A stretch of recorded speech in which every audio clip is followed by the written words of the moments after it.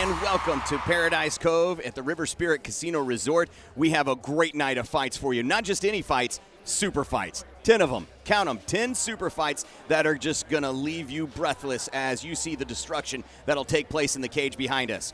One of the fights, Alfred Freight Train Walker, fresh off his 8-man tournament win where he surprised everyone that night in a kickboxing match that is going to be just fantastic as he's looking to go up to the next level. We're going to see some great action from him.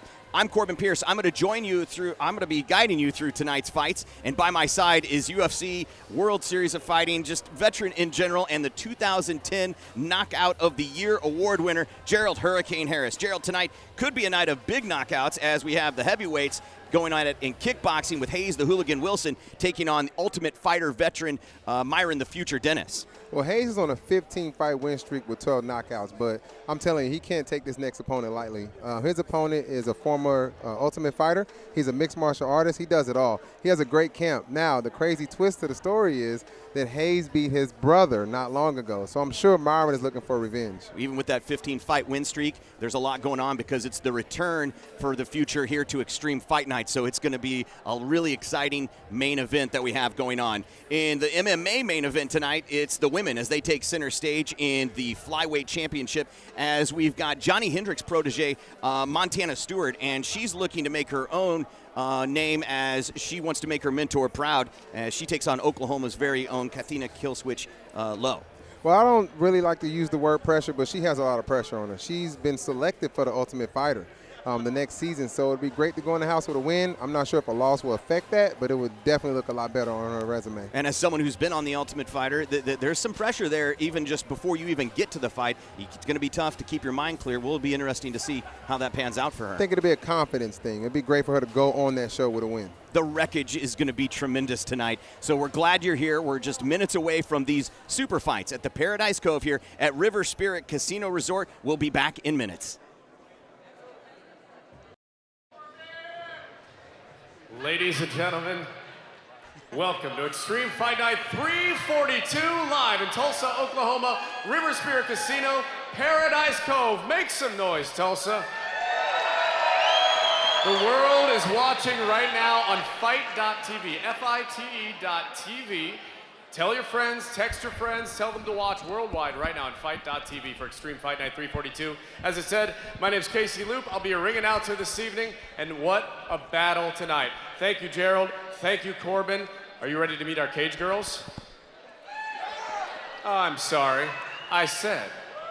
Are you ready to meet the cage girls?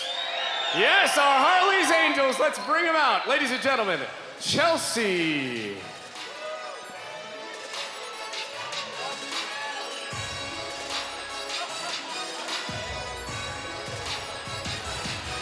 Danielle.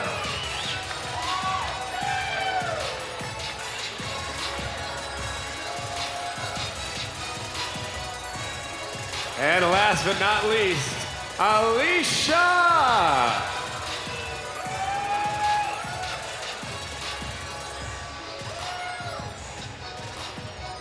Our Route 66 Harley Davidson Harley girls, ladies and gentlemen, make some noise. Awesome. This place is incredible. I'm so proud to be able to announce these fights tonight. One of the best cards, like you said, 10 super fights right here at River Spirit Casino. 3 words. Are you ready? I said, are you ready? Here we go, hit the lights!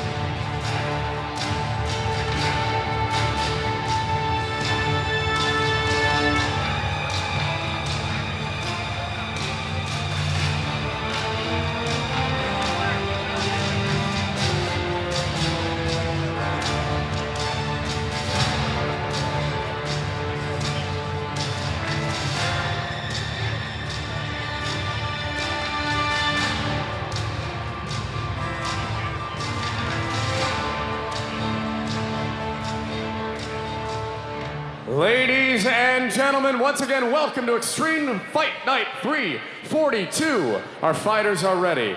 You're ready. Here we go. Let's get to our first bout. This is a welterweight mixed martial arts bout brought to you by R. Turley Roofing. Let's bring our fighters into this cage. Fighting out of Dewey, Oklahoma, please welcome Brutus Glenn.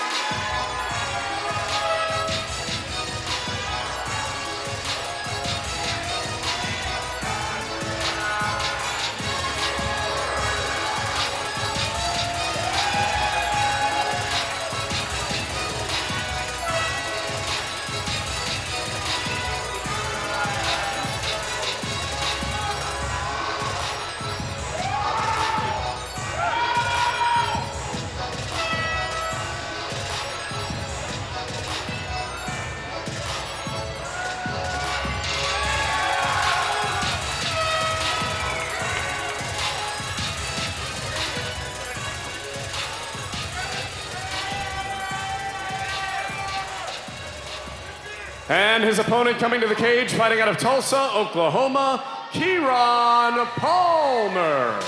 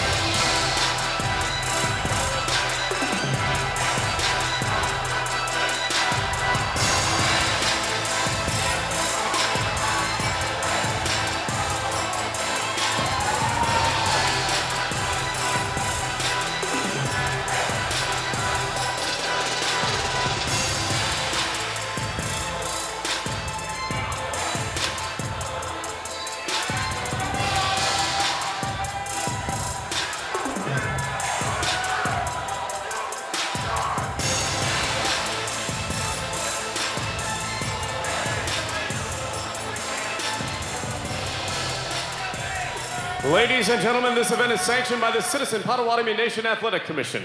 Our commissioners tonight, Jack Barrett, Aaron Capps, and Joey Miller. Our referee this evening is Mr. Kevin Super Kicks Nix. Judges Mike Bauer, Tim Tallchief, and David Sutherland. Our timekeeper, Miss Julie Sutherland, and our ringside physicians, Dr. Corey Shonaway and Dr. Patrick Sharp. Tulsa, Oklahoma. Once again, make some noise for the world on Fight.tv. Are you ready?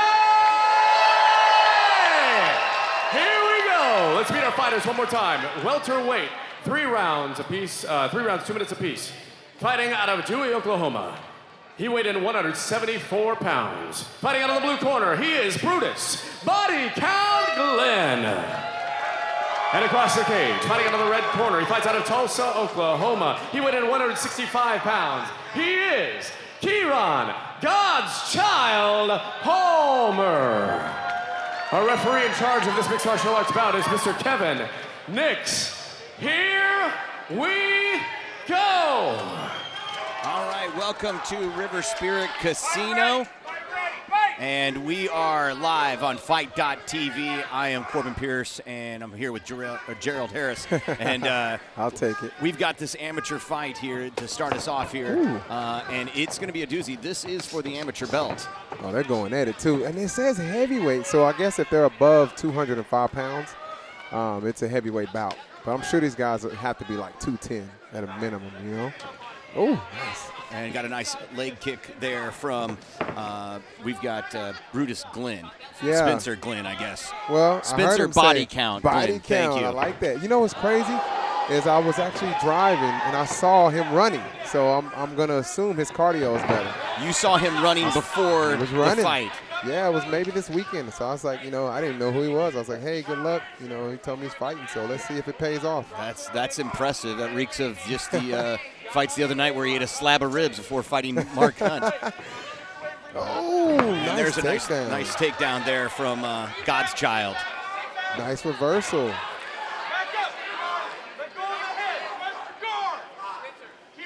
And Gerald, we got him, looks like, oh, there's a nice nice turn. Bridge. In wrestling, we call it bridge. Now, in MMA, it's kind of dangerous because things can happen. They're not punchy. But a lot of people who are watching now don't know that amateurs cannot elbow. So you'll see a lot of strikes, but not elbows. Full mount there from body count. Back of the head. And he's trying to get that body lock on, it looks like. Good control. I'm actually, he may finish him, but I'm really anxious to see his cardio. We've got Kieran God's Child Palmer. He's in the bottom position. He's got the black tights on with his shorts. And Spencer Glenn in the blue shorts. I can tell you now, there's a lot of noise in here, you know, a lot of friends chanting and cheering. But you literally, your coach is the only voice you can hear in there. You're in the zone, you hear, that's all you hear. Yeah, little extra punching there from Kieran as we heard the final bell there for the end of the first round. And how do you feel that first round went, Gerald? It was back and forth, but he definitely ended it, you know, on top, which judges don't really remember the entire round. You know, you can actually start off really good, and without a knockdown, there's not a lot you can do to separate the round. Wow. So if you finish strong, you're definitely going to get the judge's nod. And with Spencer, he looks fine. Doesn't look gassed at all for, you know, running out there ahead of time. We'll see after this break. Adrenaline's pumping that first round. Why would a fighter want to do that? Why would they want to run ahead of time? No, I mean, it wasn't too close to the fight. You know, a lot of guys get the nerves out of the body. I'm a runner. I love running. So, you know, maybe he had to get his weight down, but, you know, it's kind of good to see a guy out there on the grind. And we're looking because we've got Spencer currently has the amateur belt, and there's some pressure for Kieran to get the belt back to Apollo's, where he fights out of. Nice. Oh. I'll tell you what, though, he's not scared. He's not afraid to get in there at all. Good slipping and rolling. That was nice defense. His partner's very aggressive, man. Against aggressive guys like that, you have to have good defense. Foiled throw attempt there from Kieran. I like this fight. It feels evenly matched. You know, neither guy has the advantage. It just looks like Spencer's a little bit wiser in the scrambles. He keeps coming out on top. Definitely see a little bit more experience there from Spencer. Definitely. That's from the gym.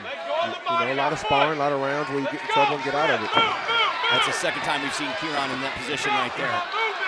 It's not a good position to be in. Don't hurt to fight back, but you'll never see a man win a boxing match on the ground in that position in mount. You know, but in guard, yeah, but in mount it's really hard. You can't use your hips. You can't do a lot. So he's going to have to improve his position before he expects to get some results. We definitely see Spencer trying to get a little breath there as he's smothering Kieran. You know what? Those little things don't seem like much, but palms over the face and chest over the face, it really does affect your breathing. Somebody breaks up your rhythm. Oh, he's bleeding on him. He is bleeding a lot. Hope they don't come over here. They can stay right where they are. Never know what you're going to get when it's some of the super fights here at Extreme Fight Night from River Spirit Casino. Out of nowhere, we got Kieran delivering some ground and pound that we see body count covering up. He's not defending. He's just covering up. He's defending, but he's not improving. He needs to improve.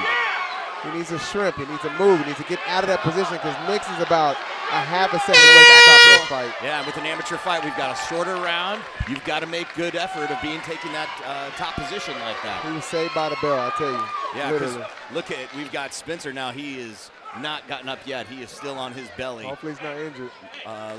His opponent is looking like a shark right now. And we're trying to see where the cut is. I don't know when he got delivered that cut. Is that his nose? No, I think his opponent's actually bleeding.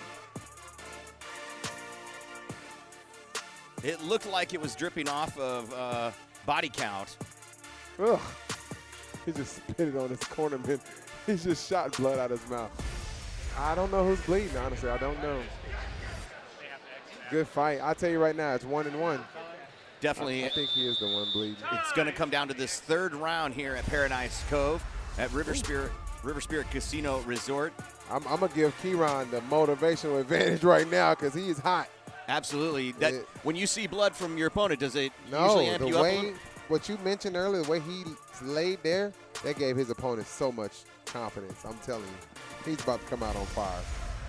Here we go, third round, final round of this amateur MMA fight here against Kieran Palmer, and they've called the fight, and just like that, he gets the amateur belt, and that looked like a referee stoppage. He said something in the corner. I'm not sure if it was I can't see or, and that's when the doc came in, so not sure. Not sure. I guess they'll tell us. I was backstage in the production room and saw Spencer talking to himself. He was having a little bit of a moment, and he looked like he was into it, but something must have happened. We'll see if we Not can't. sure, but he said something about he can't see, or I didn't catch it. Yeah, we'll see if we can't get a word, and we'll see if we can't get the Casey loop and get the official word as looks like they're talking and the refs are trying to figure something out. His vision is blurry is what we just got word from. So here we go with Casey Loop and the official word in the cage right now. And ladies and gentlemen, this bout does end after round 2. Make some noise for your winner by TKO out of the red corner, Kieran God's Child Palmer. He earned it. He earned it. What a great start to our fights here for super fights here at Paradise Cove. Kieran didn't look like the aggressor at all, and in the second round, he came out and made some things happen. Looked like he got mad. He turned it on. We call that the switch, you know? He flipped the switch. Some guys are just slow starters, right, Gerald? Definitely. Something triggered him. I don't know if it was his cornerman, but he came out a different man that second round. He ended very strong. I'm telling you, that third round would have been interesting. Some guys just don't do well standing up either. They got to get to the ground to make something happen. You cannot, at any point in the fight, say you can't see. I broke my hand 3 times, and it's not wise. I'm not promoting that you keep fighting, but if I said my hand's broke, fight's over. Yeah. You can't say anything. It's the doctor's job to keep you safe. So we're off to a great start here at Paradise Cove, River Spirit Casino, as we go to Casey Loop for our next fight.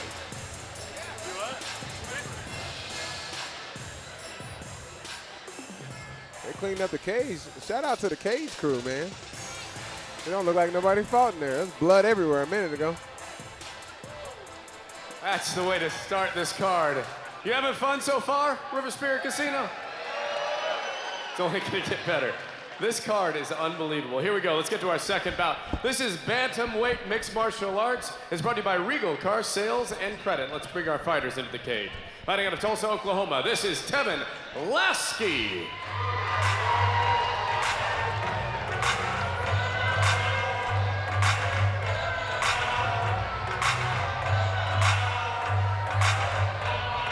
I can tell you right now, this kid has a lot of potential. He came to my gym maybe a month or 2 ago, and I didn't really know who he was, but everybody was talking about him, and man, I can tell you right now from sparring and working with him, he's got a bright future, man.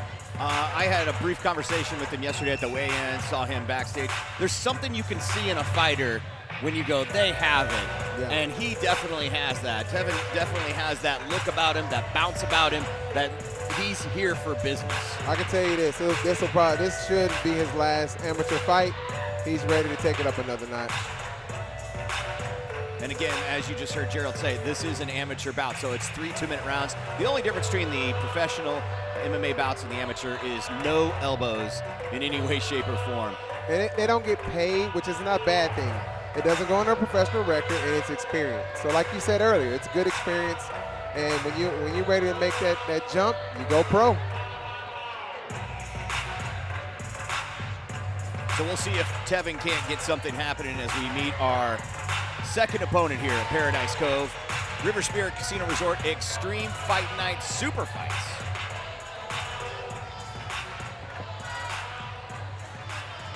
And ladies and gentlemen, his opponent coming to the cage, fighting out of Tulsa, Oklahoma. Also, please welcome Sean Lombard. Gerald, maybe mention a little bit what it's like as when you're an amateur coming out. The lights, this is a big show. It's got a lot of production behind it.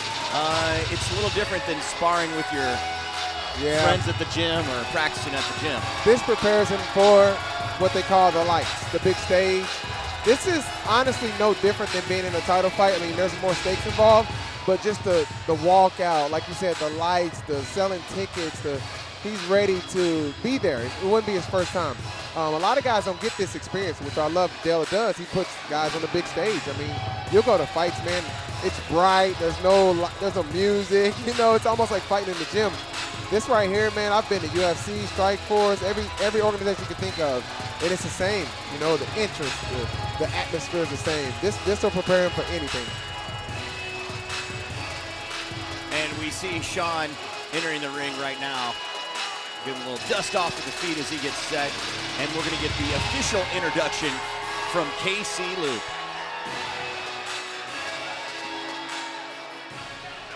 Once again, this fight brought to you by Regal Car Sales and Credit. It's mixed martial arts, bantamweight class, 3 rounds, 2 minutes apiece. Let's meet these fighters one more time. Fighting out of Tulsa, Oklahoma, he weighed in at 135 pounds on the dot.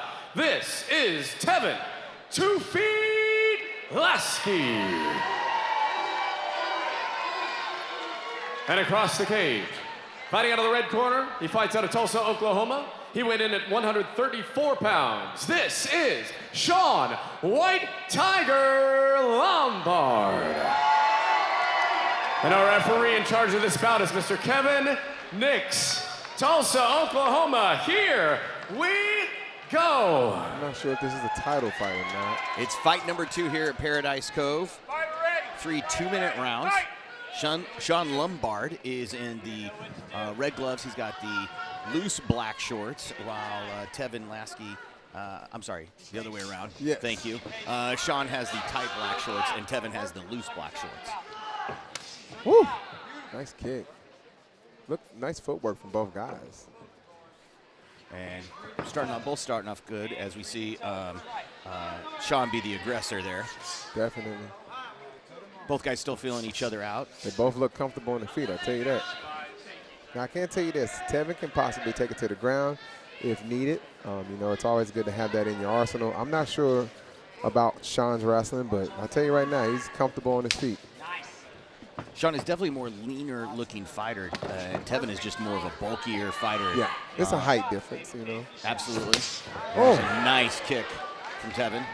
Those sound like they hurt, and they do hurt. I'll tell you this. The ones that hurt the most are the ones that you don't hear. Right. The thud. Oh, nice. You can see that Tevin's plan is from the beginning is up. Oh, wow, just a nice punch from Tevin, and there's some ground and pound. It looks like Tevin did a good job of figuring out when he threw those kicks, he would drop his arms and took advantage of that. Well, let's see the ground game for both guys. I'm a little familiar with Tevin, like I said earlier, but Sean looks like a well-rounded fighter. Looks comfortable on his feet. He's not doing bad on his back, not in too much danger. So only time will tell. 30 seconds left, just under 30 seconds left in this first round of this MMA amateur bout. Tevin is currently on top as Sean's trying to make some movement underneath. A nice red mark there on the back thigh there of Sean. As the White Tiger goes for a move right there. Looks like an armbar. Tevin evades it quickly, and there's the end of the first round. Looks like two well-rounded guys going at it. And go ahead. It looked in the beginning that it was going to be more of Tevin, but it ended well when it got on the ground. Sean looked really comfortable there. He looked good. He was on his back, but he wasn't in danger. He actually put Tevin in danger. So it's kind of curious to see how the judges, scored. It wasn't a tight arm bar, but it did look good. Nice takedown. Right. It's still a good attempt to counter some of the ground and pound he was receiving. So yeah, that wasn't a good moment for him in the fight. But he recovered nicely, and we'll see what he has for the second round here as the White Tiger. More the meaner tiger is the white, or the prestigious tiger. I'm not familiar with my Japanese tattoo culture. You know what's crazy is these amateurs, man, are so impressive, So the only difference between an amateur and a pro is experience and pay. And these guys right here, they're going to be pro very soon. There's definitely some great starts amateur-wise with these fights. I love the patience and the technique. They look good. Right. Usually amateurs come out and they're very overly aggressive and just kind of wailing about, but there's definitely a plan and they're sticking to it. Definitely from the Tevin side. Round number 2 is underway here at River Spirit Casino, Paradise Cove. The Super Fights, Extreme Fight Night on Fight.tv. I can tell you cardio won't be an issue for either one of these guys. They both look great going into the second round. It looked like nothing happened last round. You don't usually see a lot of amateurs throwing kicks, too. We've seen a large number of kicks from both fighters. All right, look at the welt on White Tiger's leg. It's a nice welt. There's a body shot. That wasn't low. That was not low. That was to the hip. And a lot of good kick punch combos, right? Oh, he threw a nice right hand. Get a little. That one shut me up. I'm sorry. Right. He threw a mean right hand. White Tiger did. He should have capitalized on it. And but we did we saw the thing a lot of fighters do where they kind of give a little mouth after receiving a punch like that, and they act like it didn't hurt him, but that usually means it did. Yeah, it can be a false sign. It could be the opposite of a poker face. Little side kick there from Tevin. But that was a mean right hand. He's setting up a spinning back fist, I can tell you right now. Sean keeps throwing that lazy kick, and I can see him loading up a spinning back fist. Tevin trying really hard to get Sean's back, and Sean defends, and now Tevin is in his guard. But I can see it. I can see Sean setting up that spinning back hand. There you go. There you go. And looks like, again, we saw Sean trying to go for that move with Tevin keeping his arm locked underneath Sean's shoulder in his armpit. Tevin's a former wrestler, so it's a bad habit for wrestlers to keep their hands on the mat. It's perfect for jiu-jitsu guys. They can set up all kinds of things. So in order for him to do better, he has to get his hands on top of his opponent. And once again, Sean looks good on bottom. Not allowing any damage. Other than the initial takedown and a couple strikes, And as you were mentioning in between the rounds there, Sean looks completely comfortable on the ground. And usually you see amateurs get really anxious when they're on their back. Start getting over concerned. Yeah, definitely. Like the word amateur does throw people off. Oh, nice leg kick there. Now, we may see the spinning back fist set up, but I'm telling you, it's coming. No, that was a nice right from Tevin. If he is getting ready to, Tevin is reading it because he goes for his back. That's what we saw it in the first round as well. Yeah, he caught him last time in right. mid-action, but that was a great exchange there. Both guys are landing strikes, man. This is. I'd give Tevin a nod because he has the takedowns, but on their feet, they're neutral to me. Yeah, Tevin happy to see himself up on the screen there. Yeah, this is a really good start here to our fight. Ladies and gentlemen, second you know what it is, the third and final round. Make some noise right now. Fight Come night. on, Paradise Cove. 342, the Super Fights from River Spirit Casino, third and final round. I'm telling you, cardio is not an issue with these boys. Goes for a heel kick, it looked like, right? Watch it. There he goes. He's using his jiu-jitsu, getting that arm locked. He was slick. Tevin is trying to defend it as best he can, and it looks like Sean gave it up. Hey, and then he goes back again. Look at that. And Tevin's posturing up, trying the defense there. It's a triangle. This groundwork was a little surprising. He went to the ground on purpose. There's a triangle coming. Tevin has to circle. Triangle to armbar. And Sean has got, it looks good. He's got his head in there pretty good. And he's going to need to tap to show that he's done, or if he can jump over, he can get out. If he rolls over, if Sean rolls over, Tevin's trying to get his head out really good. He's losing it. He's trying really hard. Oh my gosh, this is crazy. We told you they'd be super fights. They are super fights. Extreme Amateurs. Fight Night. And these are just the amateurs. We're just getting started. And Tevin got out of it looking comfortable, looking up at the screen. Tevin needs to go to his right. Tevin does a little throw there to get his Tevin head needs to out, get away. and now his arm's locked again. He's got both hands in there. Tevin's got a shift. No, he don't strike. Oh, knee bar now. We saw Sean lose it, so now we're seeing Sean try to salvage what he had. Definitely a good jiu-jitsu game we're seeing from Sean. Oh my gosh, this is crazy. Reverse triangle coming. Just under 30 seconds left here in our second fight at Extreme Fight Night, the Super Fights, as Tevin's trying to dole out some punishment. Man, Sean is winning this round from his back. Literally, he pulled guard, and it was a good decision. He's letting Sean get up, and there's some kicks. Oh, little side kick again from Tevin. Set up the spin. Superman punch again. Oh, and a throw at the final after the buzzer. Put a little stank on it. That's what we call it. That can make an impression on the judges a little bit too. And this one's going to go to decision. And how do you have this one scored, Gerald? I'm going to say 2 rounds to 1 for Tevin. He definitely won the first 2 rounds, barely. But, hey, you never know. Let's check the replay from River Spirit Casino. There's the throw at the end of the buzzer, the end of the bell right there. The walk-off slam. Yeah, you're definitely not giving your opponent a chance to raise his arms. It's a little harder to raise your arms after something like that. And here's the other replay. Tevin, again, happy to see himself up on the big screen. Some sportsmanship there. Good fight. Here's that jiu-jitsu we're seeing from Sean. Sean was, man, literally 6 inches away from submitting him. You know, you go 6 inches down, the elbow's not in there. He needs that elbow in there.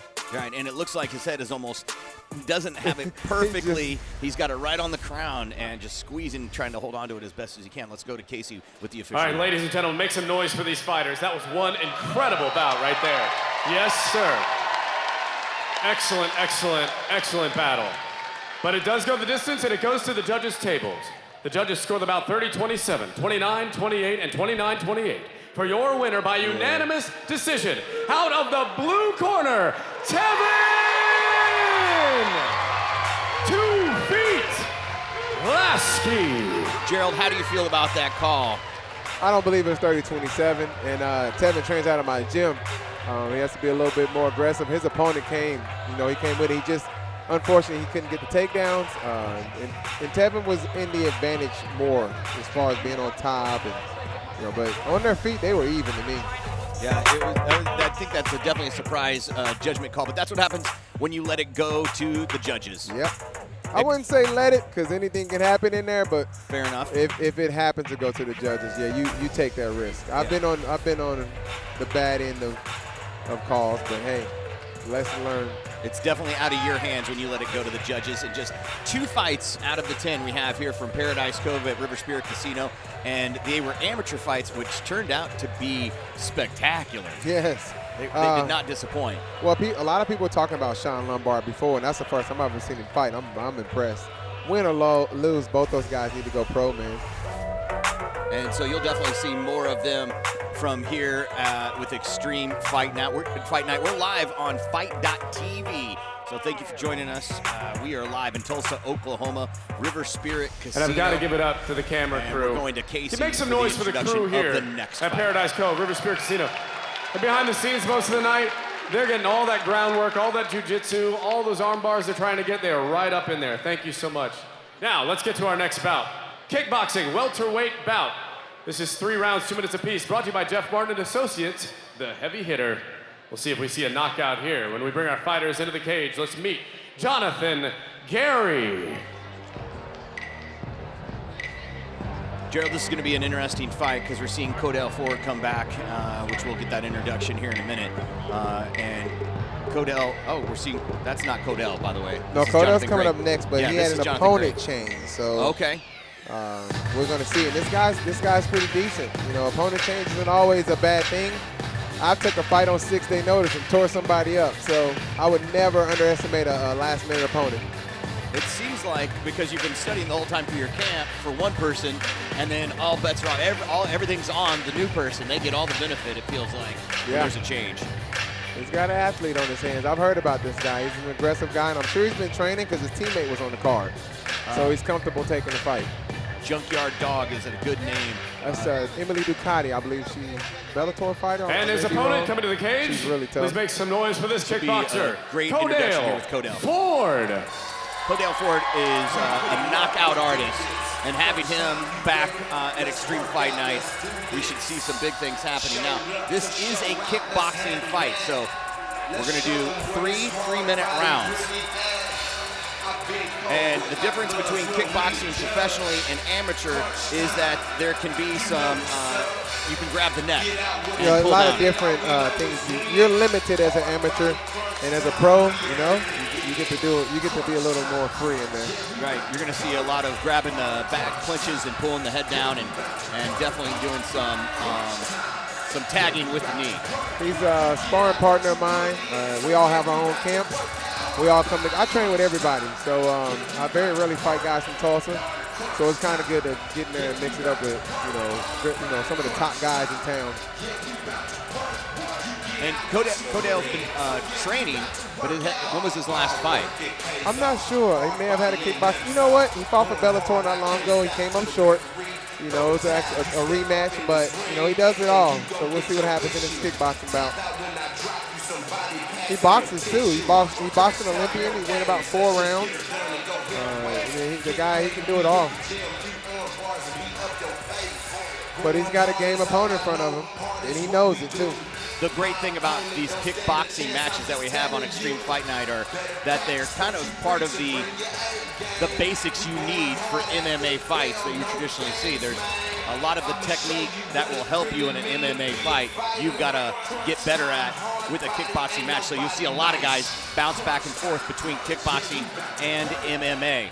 Yeah, and you know, everything you do is a lesson, win, lose, or draw. But if you want to learn, this fight is brought to you by Jeff Martin and Associates, the heavy hitter. Let's meet our heavy hitters one more time. He fights out of Oklahoma City, Oklahoma. He weighed in at 171 pounds. He's fighting out of the blue corner. Ladies and gentlemen, this is Jonathan Junkyard Dog Gary. And across the cage, fighting out of the red corner. He fights out of Muskogee, Oklahoma. He weighed in at 167 pounds. He's fighting out of the red corner. He is Codale Crunch Time 4. 3 rounds, 3 minutes apiece, ladies and gentlemen. Our referee in charge of this cage is Kevin Super Kicks Nix. Here we go. You heard Casey. It's 3 3-minute rounds in this kickboxing match. River Spirit Casino. Codale's in the black skin tight trunks, and and Jonathan Gray is in the camo, digi camo. Going against the southpaw. We got a southpaw orthodox. And you see Codale just matching him up. Definitely. Little head movement there. Some good footwork from both guys. As Codale flips. Pretty elusive fighter. I believe this is a 170, so welterweight now. Oh, nice. He's hurt. Connection. That one hurt. There's some knees. There's another uppercut. There's a body shot over the top. Yeah, that right hand landed. Sense of panic there coming from the Junkyard Dog as he tried to get away. That's good composure when he got hurt. You know, he's got it back. That's what we call it. Oh, that one didn't feel good. Codale seems really comfortable. He's got his hand up, ready to defend, but just waiting for that right opportunity.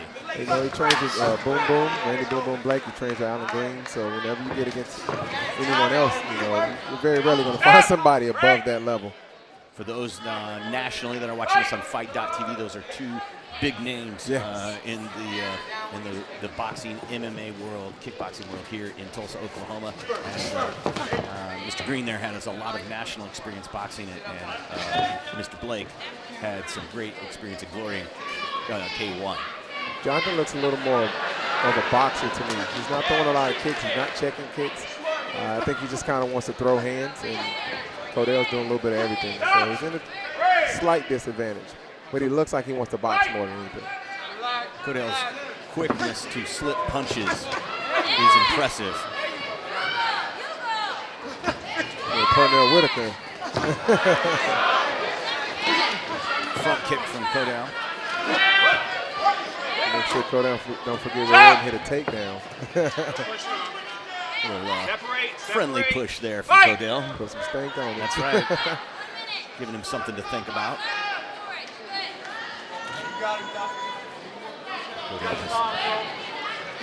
Being patient as both men were trying to figure each other's pattern out. Definitely. Ooh, that's that right hand that landed earlier.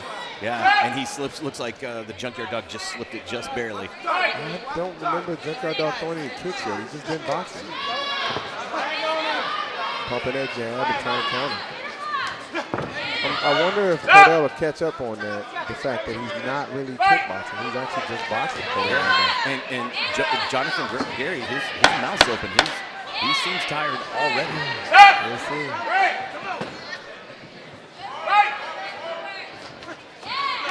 There's a knee from Jonathan Gary, and there's the bell to end the first round. As they go to their corners, It was definitely a round that we would give to Codell Ford there. This might be that big right hand. Oh, he was hurt right there. Yeah. Good call for Codell to not rush and go crazy. What guys say, I blew my wad, you know? Right. So it's smart for him to get in there and be patient. Yeah. This is the part where all the husbands get in trouble. As the ring girls make their way around. The Route 66 Harley-Davidson ring girls for Extreme Fight Night. We are on to our third fight. It's a kickboxing match here at River Spirit Casino. 3 rounds, 3 minutes each. We're getting ready to start the second round between Codell Ford and Jonathan Gary. Jonathan, if you didn't hear, was a last-minute addition, substituting in. And the seconds are on their way out, so we'll get this second round started here at River Spirit His corner Casino. man actually has his wraps on, so he's fighting. But Yeah, he's still out here cornering. Here we go, the start of the second round. There's that nice kick that kick. Gerald's been asking for. Looks like caught Codell off guard a little bit. Yeah, because he hasn't thrown a kick the whole fight. So nice kick, that body Front side kick. kick, yeah. As bad as I want to yell right now, I can't because I'm working. So I just have to watch, man. Nice footwork there and some slippage there from Codell Ford. This is almost like watching on TV. I can't say anything. Nice move, man. You know, missing punches makes you more tired than anything. Jonathan Gary looks like he's got a better start this round than he did in the does. first round, Gerald. Cardio's there, you know. I'm a slow starter, and I start to break a sweat. Mouth may open a little bit, but it doesn't mean I'm tired. So he's definitely not tired. Codell's got to pick up the volume, though. He's letting know Jonathan out working. There's definitely sometimes you can see guys set stuff up, and Codell looks like one of those guys that's, hey, I'm going to let you do some things because I want to see if I can find the right opportunity. Definitely. I've experienced that firsthand in sparring. So hopefully some of those things pay off in here. I think both of them need to do more, though. They're kind of we call pop shot. I don't know if he got thrown or he just slipped there. It looked like he slipped. He got thrown, a little bit of both. Oh, heavy coming. body shot Oh, and heavy knees from Codell Ford. He's got in, looks like he's lost the clinch, but now he's up against the fence. He's about to And put Jonathan's it- just trying to grab that neck. he's about to put a Get a break. guillotine on him. That's an old Floyd Mayweather trick. Push your head down, make you tired. Nice uppercut. Codell Ford again going till trying to send Jonathan Gary to the moon. Looks like Codell found an entry point with that uppercut. I can see Codell starting to go to the body in the third round for sure because he's pretty much throwing all head shots right now. But I can see that body work coming in the third round. Got a And we warning. heard Mr. Nix give a warning to Jonathan Gary for holding, which is not allowed in kickboxing. It's a technique used to try and buy some time and catch your breath. Nice uppercuts. Jonathan Gary trying to slip some punches there, but Codell Ford's delivering. Codell's landing the better shots. I think Jonathan's just a little bit more busy. But it looks like you said, maybe wearing down a little bit because Codell took over this round. Right, Codell started slow the second round, but he is now at the pace that we expect. And that was kind of a slippage, and he fell all timed at the right time. Perfect timing there from Codell Ford. Some head movement from Codell Ford, just picking apart Jonathan Gary. As Codell's dropped his arms, just the confidence is high on Codell Ford as they're up against the side of the cage. And there's the end of the bell. And here we go as live from River Spirit Casino. Coming to you guys, all right, right on. And we are live at River Spirit Casino. Here is the replay where we saw Codell Ford and Jonathan Gary going at it live from River Spirit Casino. And it looks like as they, here's that replay just from the start, and that body shot. Looks like got him a little bit on the forearm, Gerald. Yeah, it was good defense, but man, Codell started to bring it. And holding the clinch and just delivering some knees and stuff like that. And we saw Codell really make good work there, Gerald, of Jonathan Gary. It was good. You know what? I think you called it. I think he's slowing down a little bit, being a last-minute replacement. But, man. You mentioned missing those punches and kicks can be quite exhausting. It is. And Codell's slipping a lot of that. He missed a lot in the first round. And so we're seeing some of those replays right now of the punches and kicks and knees, and those can do some damage. And Codell, a little sportsmanship there as the start of the third round. Well, I live was from River Spirit wrong Casino. in the previous fight with the cardio. I assumed that one guy would last longer, and he actually got out-conditioned. Yeah. And as Gerald said earlier, expect Codell to do some body shots, and right out of the chute, Codell's delivering some of those body shots. I think Jonathan's just starting strong, and he's slowing down each round. Right, catching his breath. Yeah, he's not exhausted right now, but he's definitely slowing down each round. Really great head work from Codell Ford as he throws Jonathan Gary up against the side of the cage, and he bounces back and barely got missed. Some straight punch there and some front kicks to the inside leg. He'll go to that body. That body's wide open. Yeah. As a southpaw, he switched it up a little bit. Some evasive maneuvers there, and looks like he got caught again in the groin. And now Codell is starting to not be happy with that type of thing. Once or twice, I think most guys are okay with it.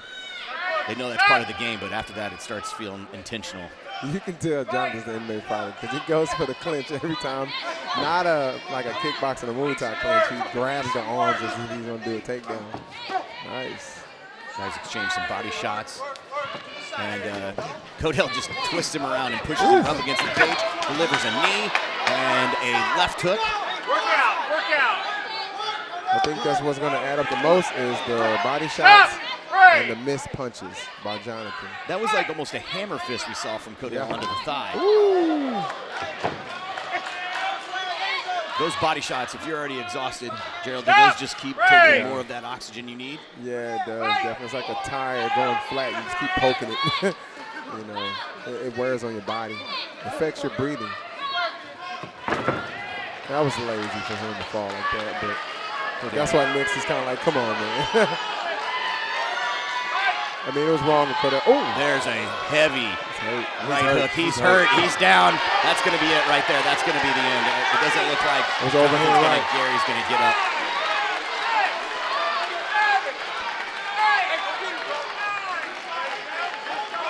And I was wrong. Nick gives it. Nope, he calls it. That's it.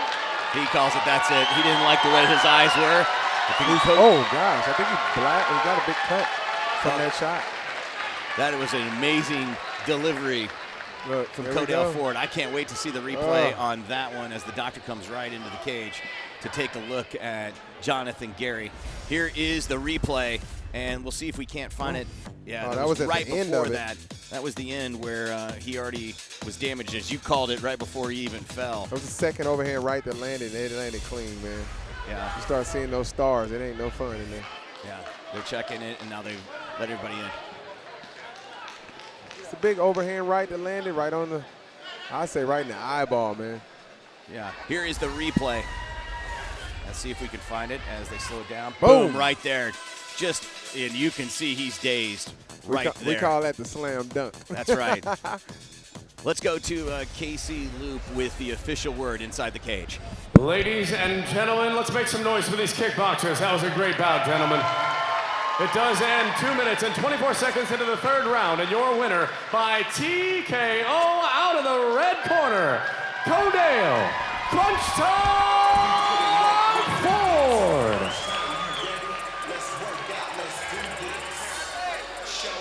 Ladies and gentlemen, I'm here with your winner, Codell Ford. Congratulations, man. That was a really interesting fight. You seemed like you were getting a little frustrated there at the end. Did we got that accurate? Yes, sir.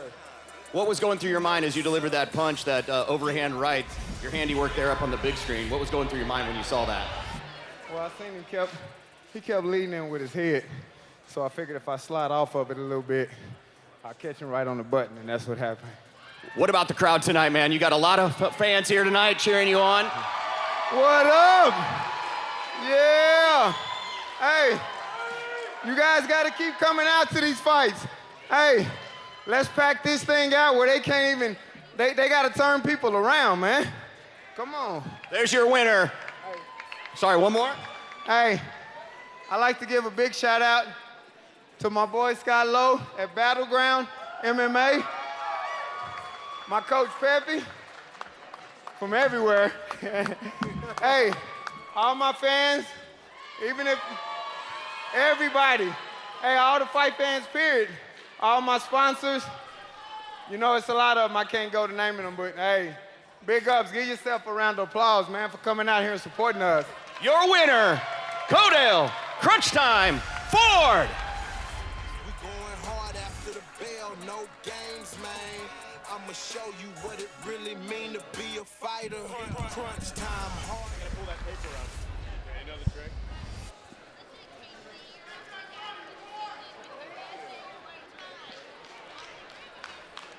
I know. This close. I just scoot back.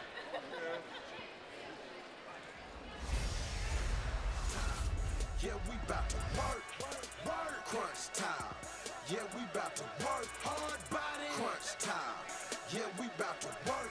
You get out what you put in. So yeah, we about to work That is out. a nasty overhand right. Yeah, he even gave the face that you need to give when you get that. That was perfect. Slam dunk. So this is just downtime. Also, thanks to the crew that comes in here and cleans this cage. That's a job, ladies and gentlemen.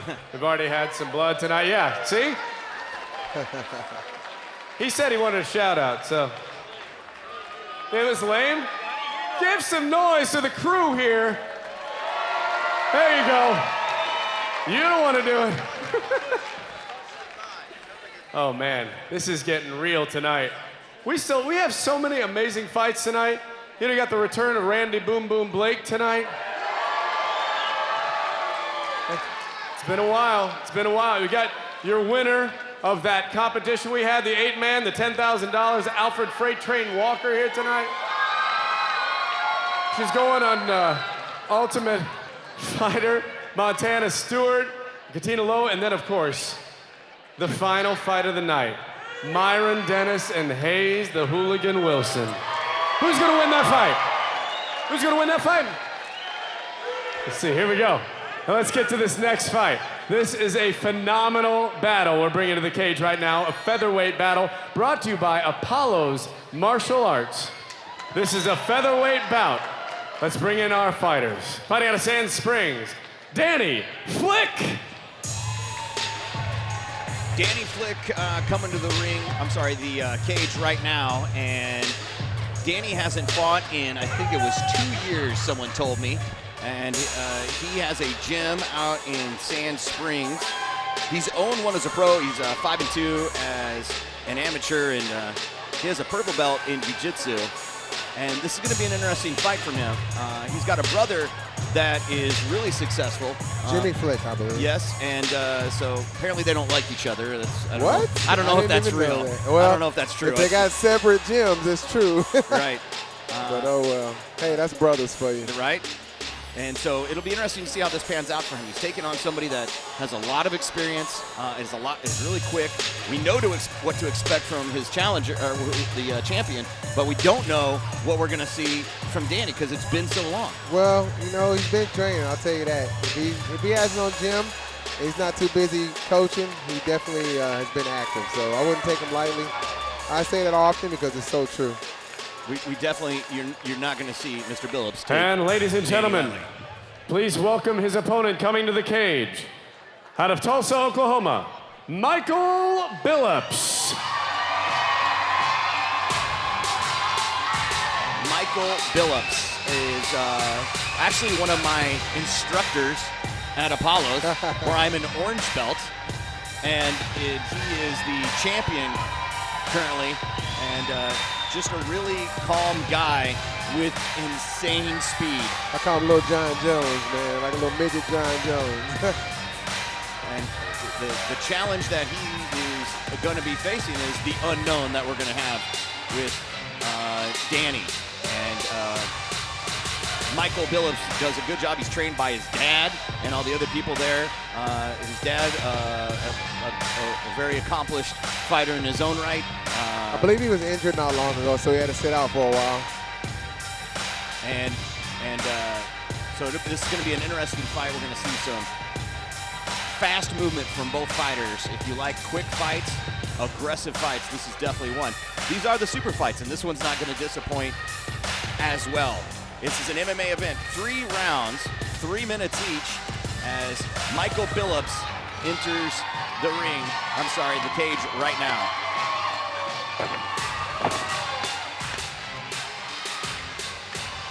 He's got it all, you know. He's got good conditioning, he's good wrestling, good striking. So let's see what happens. This bout is brought to you by Apollo's Martial Arts. Featherweight bout, 3 rounds, 3 minutes apiece. Let's meet our fighters one more time. Fighting out of the blue corner, he fights out of Sand Springs, Oklahoma. He weighed in at 143 pounds. This is Dangerous Danny Flick. And across the cage, fighting out of the red corner, he fights out of Tulsa, Oklahoma. He weighed in at 142 pounds, making his pro debut tonight.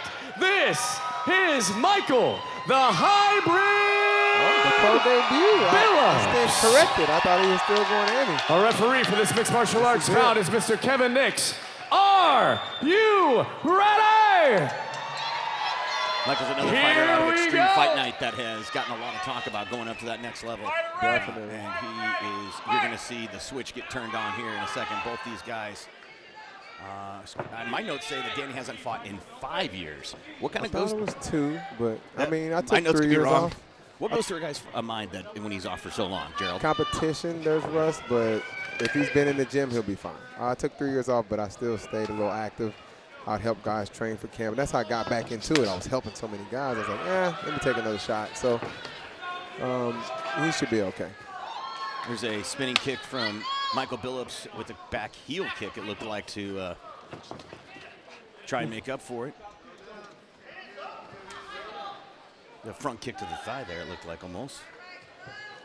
Sometimes I forget I'm commentating. I'm watching so hard. And this is the spinning back kick from Michael Billups, showing off some of his second-degree black belt skills.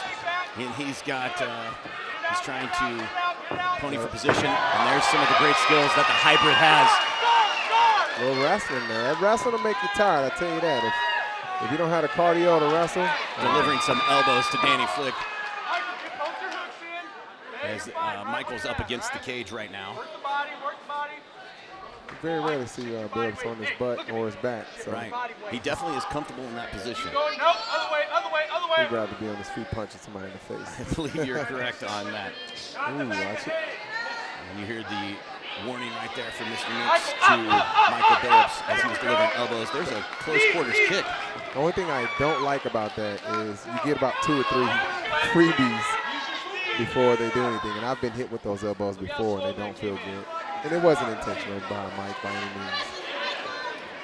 A front kick there from Michael Billups. And it doesn't look like Danny has the same limber capabilities.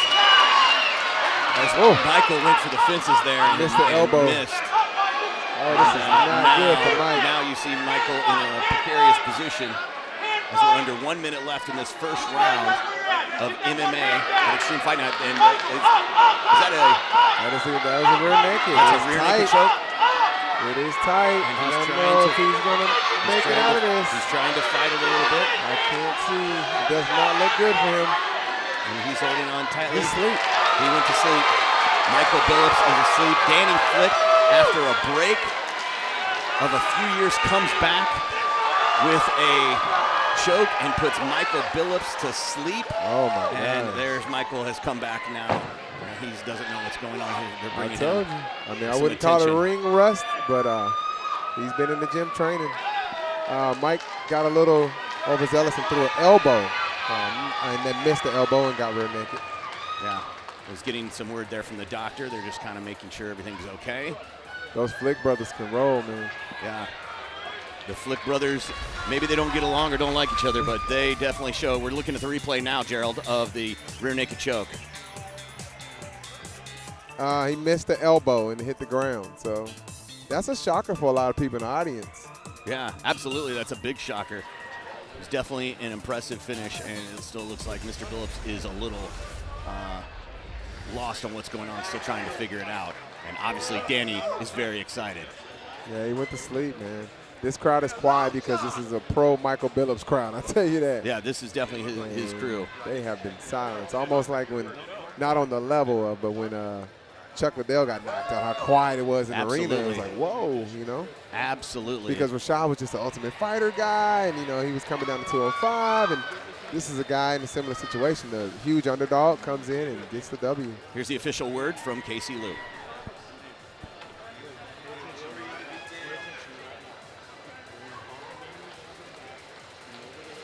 That's hard for a dad. I coach my son in wrestling. I don't want my son to fight. All right, ladies and gentlemen, make some noise. I'm so scared. Make some noise for these fighters. Let them hear the love.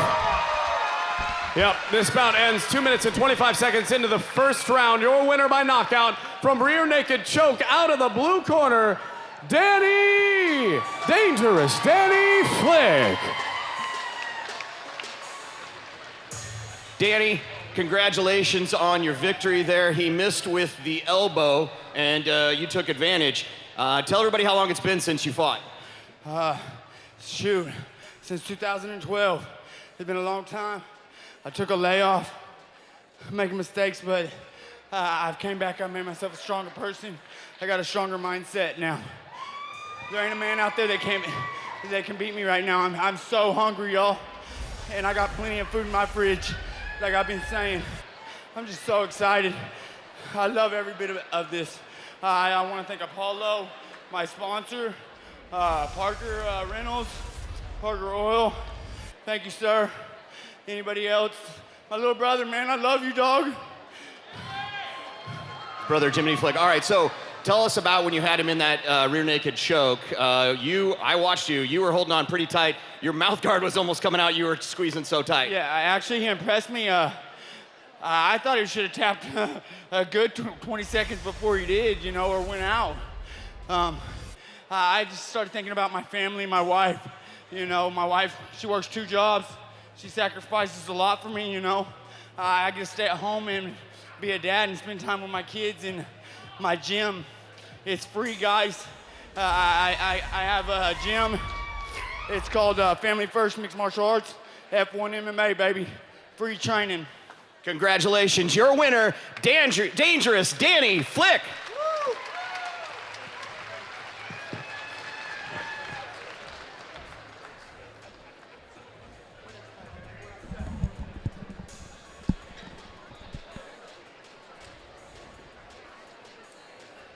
It's kind of an emotional moment for him. That was good. I lost my brother in 2009. I hate to be beefing with a family member like that. So Right. you guys grew up together, man. I don't think everybody knows the story behind it. I don't even know the story behind it. Right, it may not be accurate. Dad's stuck in the middle, you know what I mean? Sure. It's funny how the fight world is almost like a dysfunctional family, the way rumors get spread around, and it's Now, cool to ladies hear and that gentlemen, excitement for him. And heavyweight great fight. The super fights are kickboxing. not disappointing. Here we go. This bout brought to you by John Christer Trucking. Let's bring our kickboxers into the cage. Fighting out of St. Louis, please welcome Zach Garulis. I spoke with Zach yesterday at the weigh-ins. This is a big boy. 6'6", 240 pounds. Woo. Just his nickname is the Silverback, Gerald, but probably one of the nicest guys I ever met. Just one of those golly gee type of fighters. It's like, I'm just happy to be punching people in the face. Yeah, that's not me. I want to go home. I want to go in there, guerrilla warfare. I want to take you out. I don't want to battle. I don't want to war. Now, he suffered almost the same, a similar injury a year ago as Randy Boom Boom Blake did. So he's been off for about a year as well. And he's quite aware of what he's getting into tonight, taking on Randy Boom Boom Blake. And his opponent, fighting out of Tulsa, Oklahoma. Please make some noise for the return of Randy Boom Boom Blake. I was a little offended by the backlash on Facebook. Some people feel as if, and we all know that his opponent is it's not, Randy's fought Crow Cobb, he's fought at the highest level, but he's not an advantage right now. He's coming off a torn bicep. So mentally, this is going to be challenging for him. So it's a good fight. He's got a big, strong opponent. Everybody knows what Randy's capable of doing, but this is the first time Randy's been out for a year. So let's see what happens. I had a great discussion with Randy about being off a year, and he actually got injured. I believe it will be to the day tomorrow where he tore his bicep in a fight and kept fighting Well, and won the fight. I've been there, and And every time you throw a strike, you go, is it torn? Is it hurt? I mean, it's not easy going back in there. So the last thing he's going to do is come back and fight Crow Cop again, you know? He has to get his confidence back, and it's not going to be easy. Randy actually lost a fight where he overmatched his opponent. It was an MMA guy, never kickboxed before, and he defeated Randy. So Randy knows that this isn't going to be an easy fight. He's not taking this guy lightly. We should point out this isn't the weight class that Randy usually does kickboxing at. He's decided to go up a little bit for this fight because he wanted to get in there and get a fight done. He's not even big enough for heavyweight, but he do it. And it's going to be a great fight. It's great to see him back in action here, and especially at Extreme Fight Night, where he's got a great fan base and loyalty with people. And Randy's just a big guy in general. He cannot be underestimated. He may not be a heavyweight, but he is a big boy. Big boy. Randy's record is 36-4, 23 of those by knockout. And as you said, he's just got experience at that high Ladies and level. gentlemen, this bout brought to you by John Christner Trucking. 3 rounds, 3 minutes apiece, heavyweight kickboxing. Let's meet our fighters one more time. Fighting out of the blue corner, he fights out of St. Louis, Missouri. He weighed in at 237 pounds. He is Zach the Silverback Gorillas. And fighting out of the red corner, he fights out of Tulsa, Oklahoma. He weighed in at 213 pounds. He is the kickboxing champion. He is returning to the ring. This is Randy Boom Boom Blake!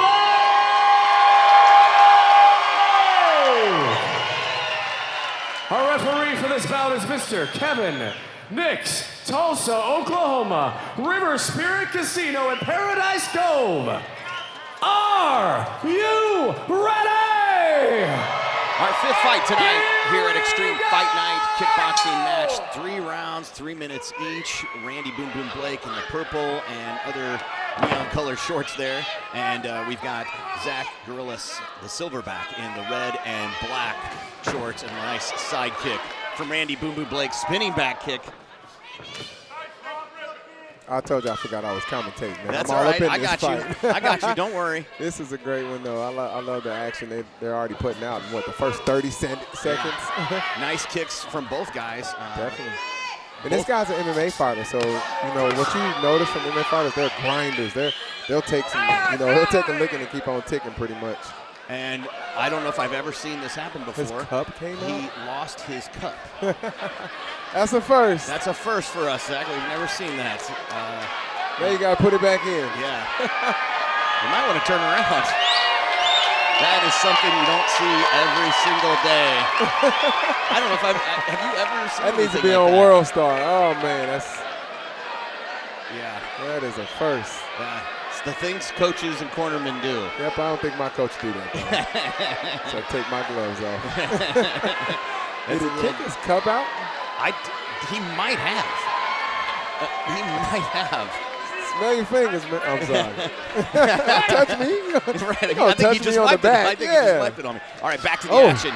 And as Randy delivers a kick, Zach delivers a straight ahead right. Put the cup back in. He's going to need that because you don't want to take a shot from anybody there. Little combo right there from Boom Boom as Zach returns and chases the Boom Boom down and falls down. It's really hard to defend when the guy's charging like that. That's an MMA in them. You know, most MMA guys are aggressive. Inside kick from Boom But Boom. it also leaves you open to straight rights and stuff. So I've always told you got a brawler boxer and boxer brawler. So let's see which one prevails. And they split him up because they tie up there. If Zach can keep the pressure on, he'll put Randy in unfamiliar territory. And if you let Randy sit out there, he's just going to be a sniper, you know? He's seeing those kicks. For those at home that aren't familiar with kickboxing, he's doing those spins, and he's seeing the position to kick before he even gets all the way around. And I can't express how difficult that is. Nice little hammer fist to the top. Nice combo of that's a body shot. That's gonna be it. Now he'll get up. That That was a combo He's into a a hard-hitting spinning MMA back guy. kick, if I got that right, Gerald. So it was a 1-2 combo to the face. I'm sorry, 1-2 combo to the, that's it. Right there. And there he is, Randy Boom Boom Blake, right there for us, showing how it's done here at Extreme Fight Night. Here's the replay. And we missed it, the doctors are tending. That was some great work. Here's that replay that we missed here a second ago. And you're gonna see the combo. Oh, there, that was right as he delivered it. Yeah. So it was a straight ahead jab to the face and then a body shot to the belly and then that spinning back kick. I can that tell really did you some from damage. experience that getting hit in the body is 10 times worse. Here's that spinning Getting back hit in kick. the body is way worse. Oh, that was Perfect. right in the gut. Yeah. He delivered that in the perfect spot. So that was definitely a shot that was impressive. And it doesn't look like Randy's been off for a year. Nah, he's training with the right people, man. He's got Pepe in his corner. He spends time between clinch, Apollos, and wherever else he can get some work in. Just an impressive demonstration from Randy Boom Boom Blake here at Extreme Fight Night 342, the Super Fights. And he had a great combo there to deliver the body shot. And let's get the official word from KC. Ladies and gentlemen, this bout ends 2 minutes and 8 seconds into the first round. Your winner by knockout. Out of the red corner, he's back. World champion kickboxer Randy Boom Boom Blake.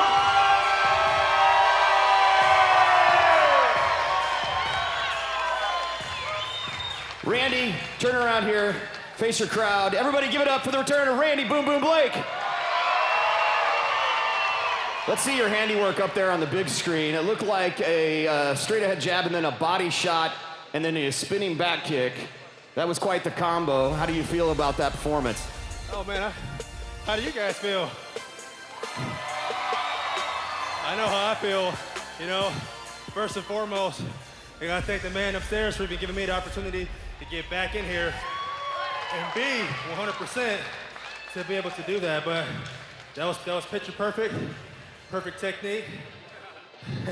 I'm excited. Two things. One, did you knock his cup out of his shorts? I mean, you've been off a year, but that was impressive if you knocked his cup out of his shorts. It's kind of hard to reinvent the wheel, but I'll let you guys decide on the name of that move. When I seen the cup fall out, I'm in such a warrior mentality. The real Randy Blake would be on his back laughing. So I thought it was hilarious, but I'm glad the fight continued. We'll see that on World Star later. So, all right, so tell me, let's go back 360 days. 5 days after you tore your bicep, what was going through your mind about getting back into the cage and where you are standing right now with that phenomenal victory? 5 days after, I was like, man, I'm ready to get back. But actually, when I had my surgery, I wasn't too sure if I was gonna come back because you're taking meds, you go from being 100% to 2%. In life, that's when the fight really started. So I had great supporters, I had great fans begging me to get back here. And I can tell you guys, you're the reason why I came back. So I have a whole lot of people to thank, but I'll try to keep it short. First, I want to thank Dr. Boone. I know he's in the house. Amazing, amazing surgeon. So he repaired this bicep. He put me back at 200%. Then I went from there to Omar, which is an amazing physical therapist. You guys need to see, if you guys have any problems, go see those guys. And most importantly, I want to thank the fans. I want to thank you guys. I want to thank my sponsors for supporting me and giving me the funds that I need to get back to this fight. I want to thank CryoSpa, Dr. Z. He was a big influence. He was a big help. Go see Dr. Z or Zoeller Chiropractic. I got iLead. I got Go Ballistic. Is there anybody else I'm forgetting on my beautiful? What's Hand Speed Trainer? Can't forget that. What's next for Randy Boom Boom Blake? Man, what's next is acting. That's next. So plan to see me on the big screen. I start acting school sometime in 2 weeks. And if you've been keeping up with Master Ken's videos, be ready to see Randy Blake in there with Master Ken. That's what's next. We're glad to see you back. Your winner, Randy Boom Boom Blank.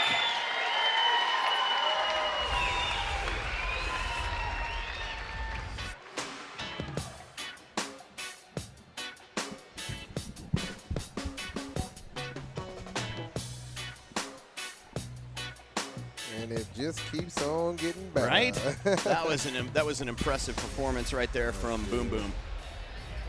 And I mean, you practice those type of combinations in camps over and over again. Yeah. And when the opportunity presents itself and you capitalize on it, it's got to feel fluid. Only, I mean, you've been in those experiences. That's why I don't believe in luck. Unless you never train, you show up and fight and win. It's not luck. If you threw it in the gym, you practice it.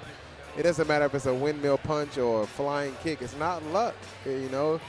I would say a little bit of luck of timing as far as that guy being in the right position to catch that shot, but it's what you train, and you train for that moment. So I don't believe in luck when it comes to fighting.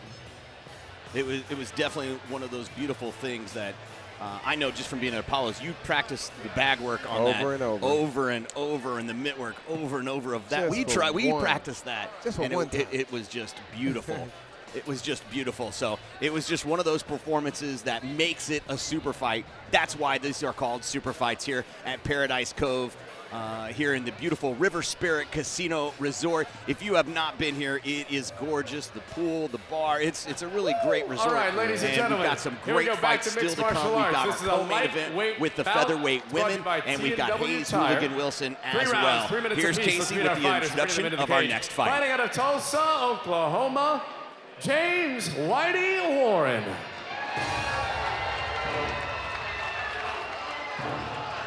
Whitey is no stranger to Extreme Fight Night. This boy has got some accomplishments under his belt and just a good, calm guy. Sits at, I believe, 6'3". He can fight. You know you got your hands full when you're going out there with James. Nickname's a little hilarious, but right? I always tease him about it. He's definitely one of those guys that he lets his handiwork speak for himself, doesn't get caught up too much in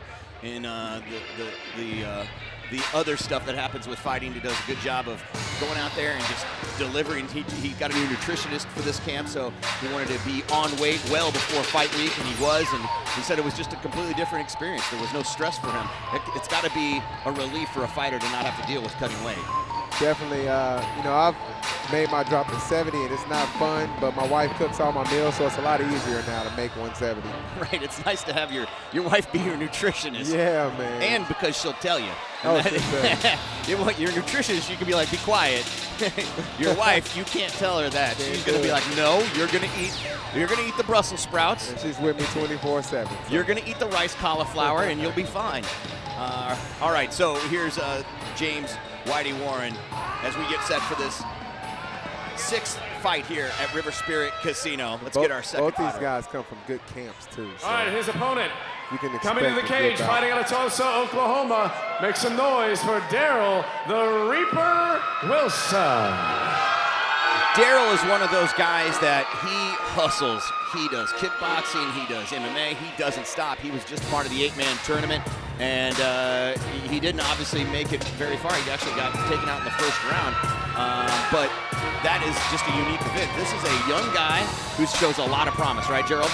Yeah, it was surprising to see him. I think he was one of the favorites, and he came up short. But you know, he's right back in the gym. He's getting better. He's got a great coach.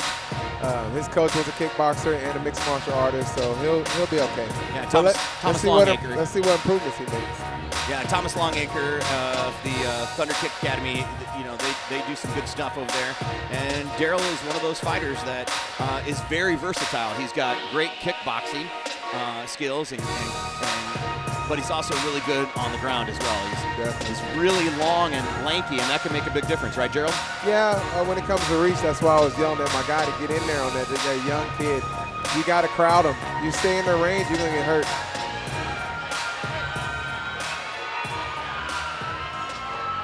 So here's the official introduction. All right, ladies and gentlemen, this bout brought to you by T&W Tire. It's a lightweight mixed martial arts. 3 rounds, 3 minutes apiece. Let's meet these fighters one more time.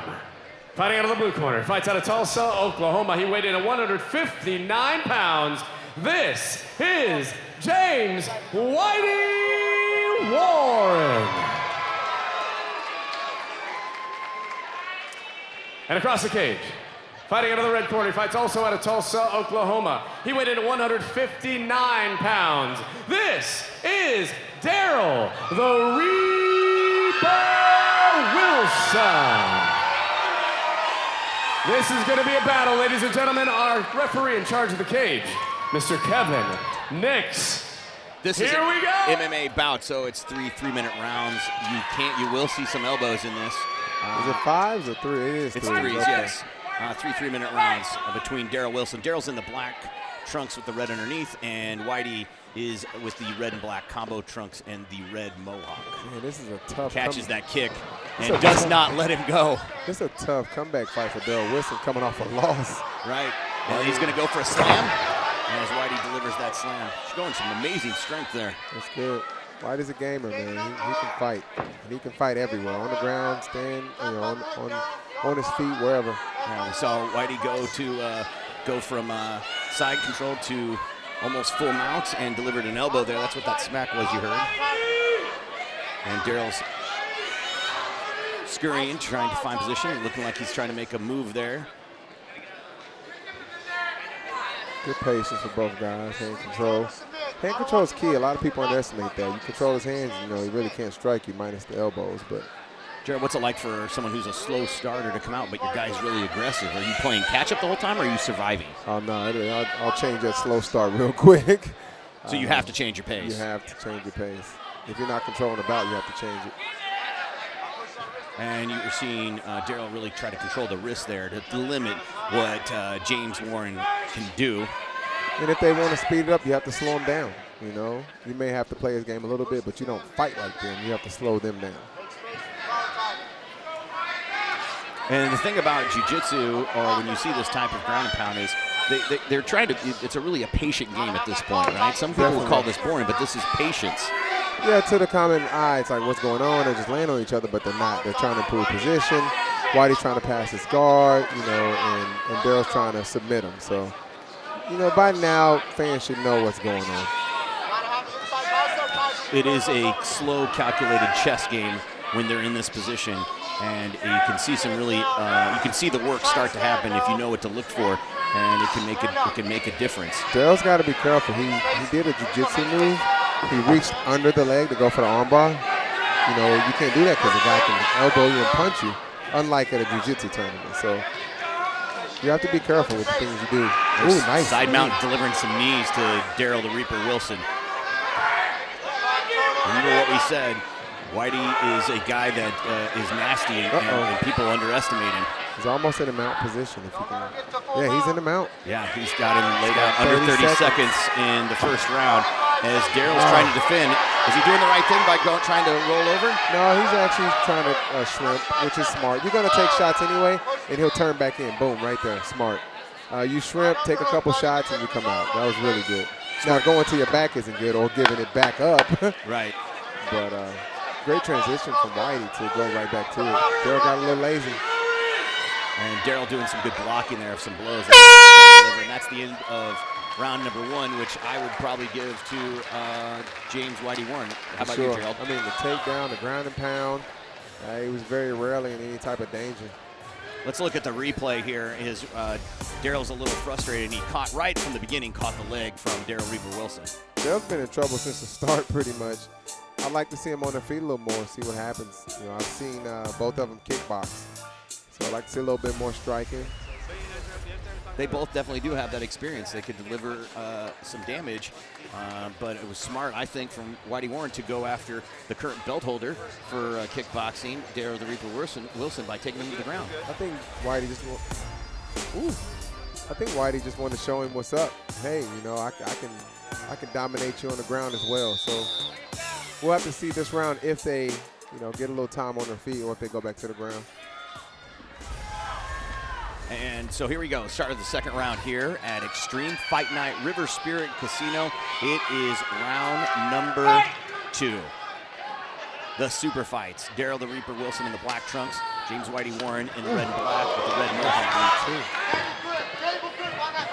Look at that, almost back to the ground. Daryl, there's some move right there. Some nice wrestling technique from Daryl. He's He's almost on his feet. Looks like he cut. Looks like that punch opened Whitey up a little bit above his left eyebrow. Darryl should be throwing strikes there. Yeah. He let Whitey think too much. Yeah, some nice move there from James Whitey Warren. Looks like we got a turn of the tide here. Absolutely, they've changed positions almost exactly. And we had Darryl had his knee right in the groin almost of. Passing, he's passing. He's passing that him, guard, trying to get him to make a move. Oh. And right there, it looks like Darryl's going to try and get his back. And Whitey does a good job defending. This is the part where the fans got to see if, you know, if the ground game pays off for There he Darryl. goes. Darryl's got his back. He's got the hooks in, if I know that correctly. Whitey has hand control, which saved him. See that? That's what saved him right there. Billups earlier got choked out. He didn't have any hand control. He actually had his hands on the mat. Right, but it just goes to show he missed so much. There's a back elbow. That was nice. Look at the transition and back on top. Now here's the problem. If he dominates the rest of this round, he'll most likely get it because judges don't really remember the first half. Darryl's trying to go for an armbar. There's a defense right there from James Warren. Now to a Dars. No, that could have been turned into an armbar. He rolled out of it though. Some good defensive work from James Whitey Warren there. All that scrambling. Let's see whose cardio is better. Uppercut from the Reaper. Darryl looks like the fresher fighter right now. People underestimate the amount of exhaustion you get from the ground and pound as we're under 1 minute in the second round. Oh, nice. That scrambling makes you tired, man. A little bit of striking there we wanted to see, huh? There's some jab talking there from Darryl. And we've seen Darryl take shots before. He's taken a lot of punches to the chin. And you see Whitey doing what Gerald recommends, which is get in close. I'll tell you this is going to be a hard one to judge. Nice shots at the end. Oh, that was a desperation shot. Yeah, it looks like. I'm surprised. Yeah, make him stand up. I heard his coach. You hear him? Yeah. Get away from him. No, see right here, Darryl should get away and make him stand up. Doing some damage there, but as you said, we've seen Whitey do some crazy things, and you don't want to get caught in that position. Went for the arm bar. Going for an arm bar. That wasn't smart. And he's paying for it. Yeah. He got a little excited. That's the end of round number 2. And we are live at River Spirit Casino, Paradise Cove. I'd say 1-1. Fight.tv. 1-1 right now.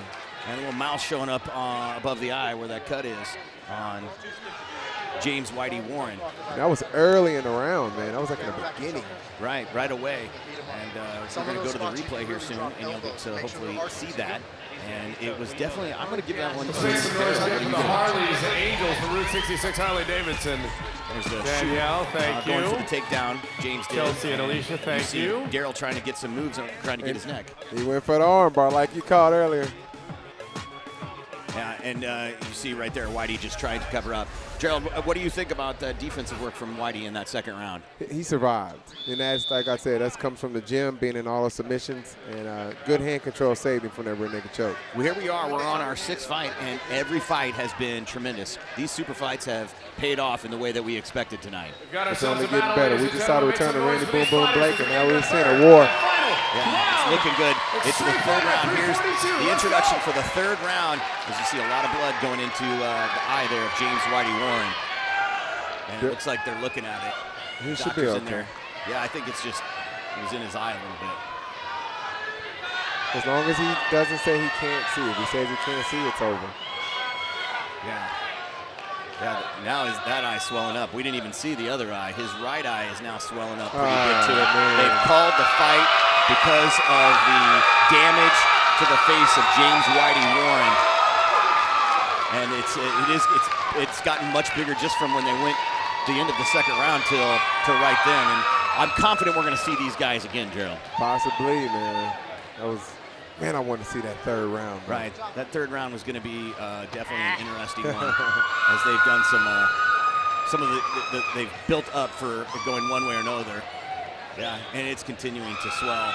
Yeah, that's got to be frustrating as a fighter to have it stop because of that. Yeah, it is. And it's just a heat of the moment thing. He'll go back tonight and go, man, I wish I wouldn't have said I couldn't see. because the minute you say that, it's over. It's the doctor's job to keep us safe. Yeah, and let's go to Casey with the official. Ladies and gentlemen, this bout ends after the second round. Your winner by TKO out of the red corner, Daryl the Reaper Wilson.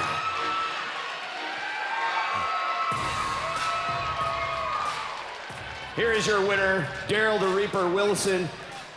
So Daryl, I want to know, is that frustrating for it to end that way? Oh, yeah. Yeah, you got all these people that came out to, they paid money to watch. You know, I wanted to deliver a full fight or a finish. But everyone give it up for Whitey. He's a tough guy. And he just keeps coming forward. I was actually surprised that it ended that way, but it is what it is. Tell me about the first round. There was a lot of things that looked like they didn't go the way that you wanted. Is that fair? Well, actually, I'd like to give a shout out. Mr. Brandon Quick here, this is our jiu-jitsu professor. He's from Dallas, Texas. He's got one of the best jiu-jitsu schools in the world. But this is the first time actually cornering me, and I was comfortable on the ground. You know, it wasn't, it caught me off guard, but I thought I could give it a chance to work and, you know, really get a chance to listen to Brandon. But I was really trying to get a submission down there since Brandon's here, but it didn't work out. Yeah, we saw a couple attempts for an armbar and Kimura and stuff. And what was going through your mind as you were trying to get those done? Finish. If that's not working, try to move to something else. It was slippery, so, you know, it was hard. I was really trying to pace myself, really trying to work strategically for it, instead of just going except for that armbar they gave me crap about. But, you know, I was really just trying to work something, slow it down, since we're sweaty. Just try to really lock something in. We always enjoy watching you in the cage, man. Give it up for your winner, Daryl the Reaper Wilson. Thank you, guys. Thank you, everyone that came out to watch, and till next time. All right, congratulations. Daryl the Reaper Wilson.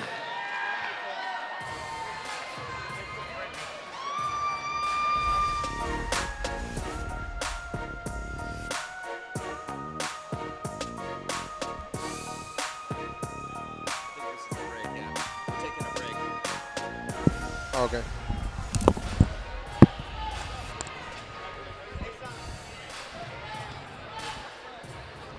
Ladies and gentlemen, we're going to take a quick intermission. Just a very short 5-minute intermission. So you can go grab a quick drink, hit the head, come right back because it is going to get crazy for our last 3 huge fights of the night for Extreme Fight Night 342. We'll see you in 5.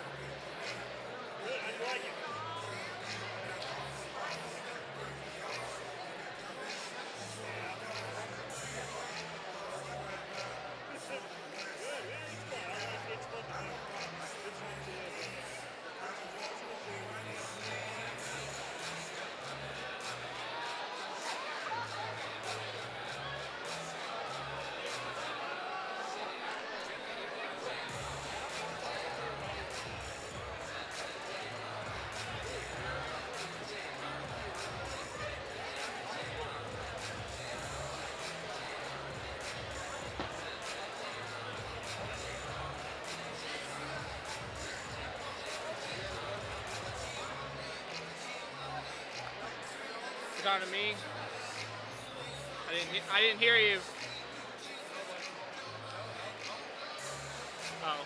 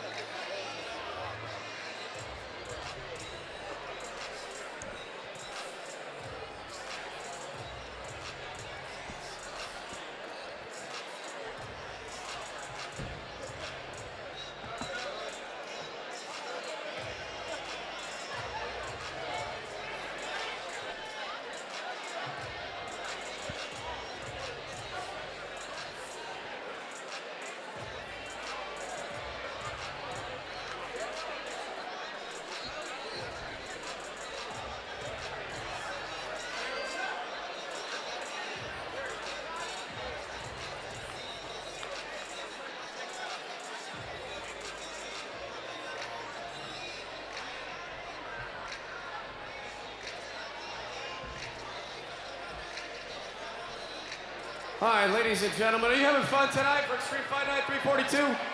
Man, I just talked to some people that had never come to a fight night. How many people, make some noise, have never been to fight night before? Make some noise. Seriously? Are you having fun? Oh, I've been in this place before. Paradise Cove is one of the best places around the world. It can get louder than that. Are you having fun?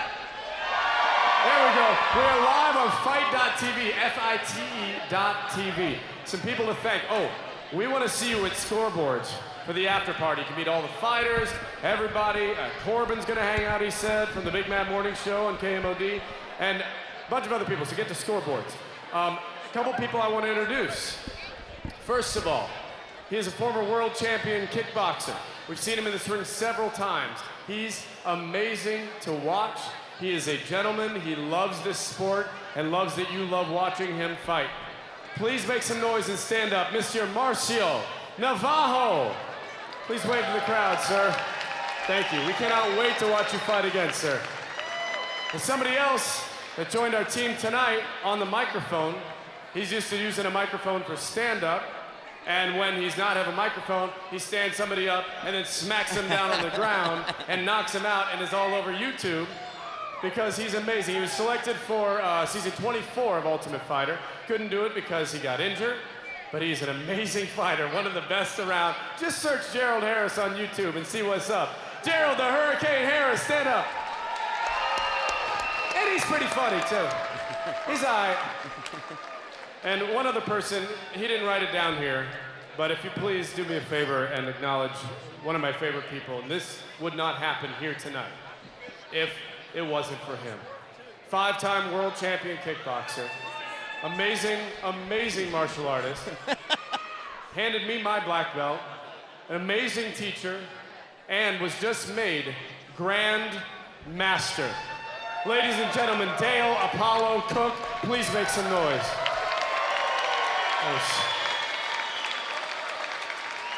Amazing man. All right, now. All right. Is anybody's cell phone cracked? If you've been here before, you know what we're going to do now. Cell Phone Rescue, a great sponsor of Extreme Fight Night and Extreme Fight Night 342. We're going to have the cameras go around. I want you to hold up your cracked cell phone. I wish my wife was here. But we are going to give away a free repair to somebody's cell phone. Can we have some music up? Is the music guy back there? Thank you. Yeah, all right, so you can dance with your cell phone, that's fine too. Let's get the cameras on. Let's turn the lights up a little bit so we can see that girl dancing. I mean, holding up her cell phone. Oh, not that guy. I'm just kidding. Oh yeah, there we go. Hold it up, hold it up. And the cameras are gonna pick who their favorite. He's got the flashlight on. That's nice. The screen's cracked, but the flashlight works. Nice. So hold it up, hold it up. The camera's gonna land on somebody. We're gonna pick the free cell phone repair. Are you holding up your cell phone? Route 66 Harley girl is holding up her cell phone. All right, we looked all around. I'm sorry, if you're working here tonight, you can't win.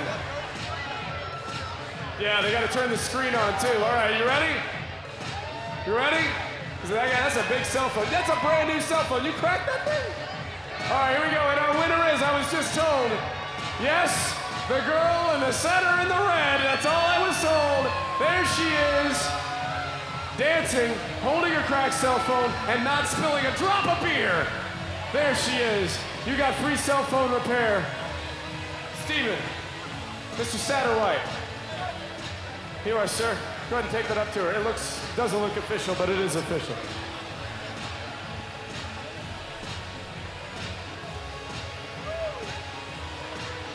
All right. This is gonna get crazy. We have our judges. Excellent. You ready for this? This is gonna be 3 fun fights. I know you're ready. Mr. Nix, you ready for some fights, sir? No, not fight me. We can't do that. We've done that. It doesn't work out very well. No, you gotta come in and judges. All right, here we go. We have 3 incredible fights coming up. And thank you to Jeff Martin, by the way, the heavy hitter. Great sponsor, by the way, of Extreme Fight Night. Oh, I'm supposed to give a happy birthday. I forgot this. Yeah, sorry. I'm getting texted. Oh, I got a picture. Nice. All right. Alan Rowe, a very happy birthday. Where are you, Alan Rowe? Did he just go, Alan Rowe, happy birthday, brother. Big Mike's Auto, John Christner Trucking, B&B Restoration, and Davco Heat and Air, thank you for being here tonight. Great supporters of Fight Night.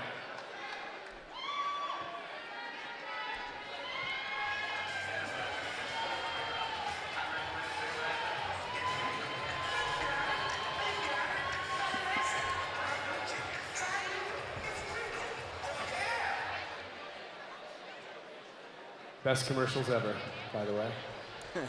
All right, here we go. It's our 3 main events of the evening. Yeah, you can clap. You can make some noise. The last 3 main events of the evening.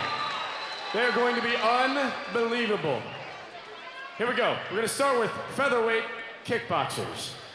It's brought to you by Route 66 Harley Davidson. Let's bring him to the cage. Out of Oklahoma City, Brandon Phillips.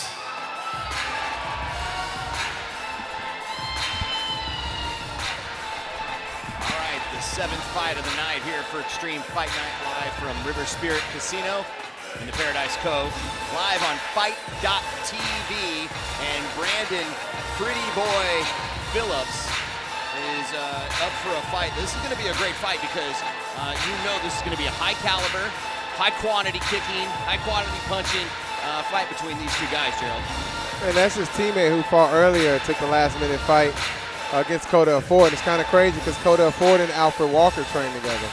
So let's see if they can go 2-0. Right, the gentleman applying right there, Jonathan Gary, and then his brother fought Michael Billups last time here, and he's an elusive fighter as well. Just some great future right there in kickboxing and MMA. So you're going to see some great fighting here as we get the introduction for Alfred Freight Train Walker here at River Spirit Casino. And his opponent coming to the red corner, please make some noise, out of Muskogee, Oklahoma, Alfred Walker!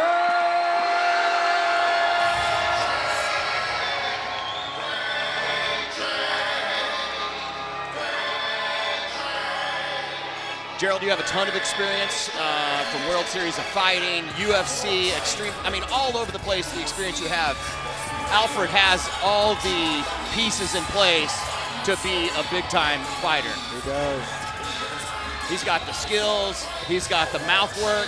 He knows how to work a mic. He knows. I talked to him earlier, and he said, anybody that wants it, I'll dish it out. He's flying high off his big win of the tournament, the 8-man tournament just a few months ago, and he's ready to just give it away. I'll tell you this, man. These fights are mentally harder than the big fights because all his family and friends are here. He's got to sell tickets. I mean, it's really stressful fighting in your hometown. So, you know, when he makes it to the big stage, it's actually a little easier for him to go. So there's a lot of pressure on him right now to show out after that big tournament victory. And what I like about him is the confidence he has. Even in the 8-man tournament, he was seated like 4th or 6th, maybe, I don't remember, but he was like, no, I got this the whole time. And he was, I think, the smallest guy in that tournament, had no business in that weight class. He did it. Of course, he won the big money. Let's get the official introduction from KC. This bout brought to you by Route 66 Harley Davidson. 3 rounds, 3 minutes apiece of featherweight kickboxing. Let's meet our fighters one more time. Fighting out of Oklahoma City. He's in the blue corner. He weighed in at 151 pounds. He is Brandon Pretty Boy Phillips. And across the cage, standing in the red corner, he fights out of Muskogee, Oklahoma. He weighed in at 150 pounds. The last time he fought in this cage, he fought 3 times in one night and won, walking away with $10,000 as the champion. He is Alfred Freight Train Walker. Our referee in charge of this bout is Mr. Kevin Nix. Tulsa, Oklahoma, Paradise Cove at River Spirit Casino. Here we go! Kickboxing match here at River Spirit Casino. Freight Train Walker in the white trunks, and we've got Brandon Pretty Boy Phillips in the skin-tight blue shorts. Good blocks there from Freight Train. Check both those kicks, and they hurt, man. Checking them in and getting checked doesn't feel good. So They say that the quickest way to stop someone from kicking is check those kicks, right? yeah, for sure. Ooh, good combo work from both guys there. Phillips landed a good right hand too. I've been hearing nothing but good things about this Phillips kid. So Him and his brother are both really great fighters. You're going to see a lot more great stuff from them. I think Brandon maybe even did a stint in Bellator, if I remember possibly correctly. I have to look it up, but they are game opponents, I'll tell you that. You got some definite speed matches. They both match each other pretty well. Oh yeah. Because Alfred is really fast. And that was one of the things that I heard. I said he's quick, he's athletic, he can move. He's winning the exchanges so far. I don't think he cares about that tournament victory. Right, he's not letting it affect him at all. As Brandon Pretty Boy Phillips is trying to figure out the pattern of Alfred. Ooh, that was close to a knockdown. He kicked that back leg.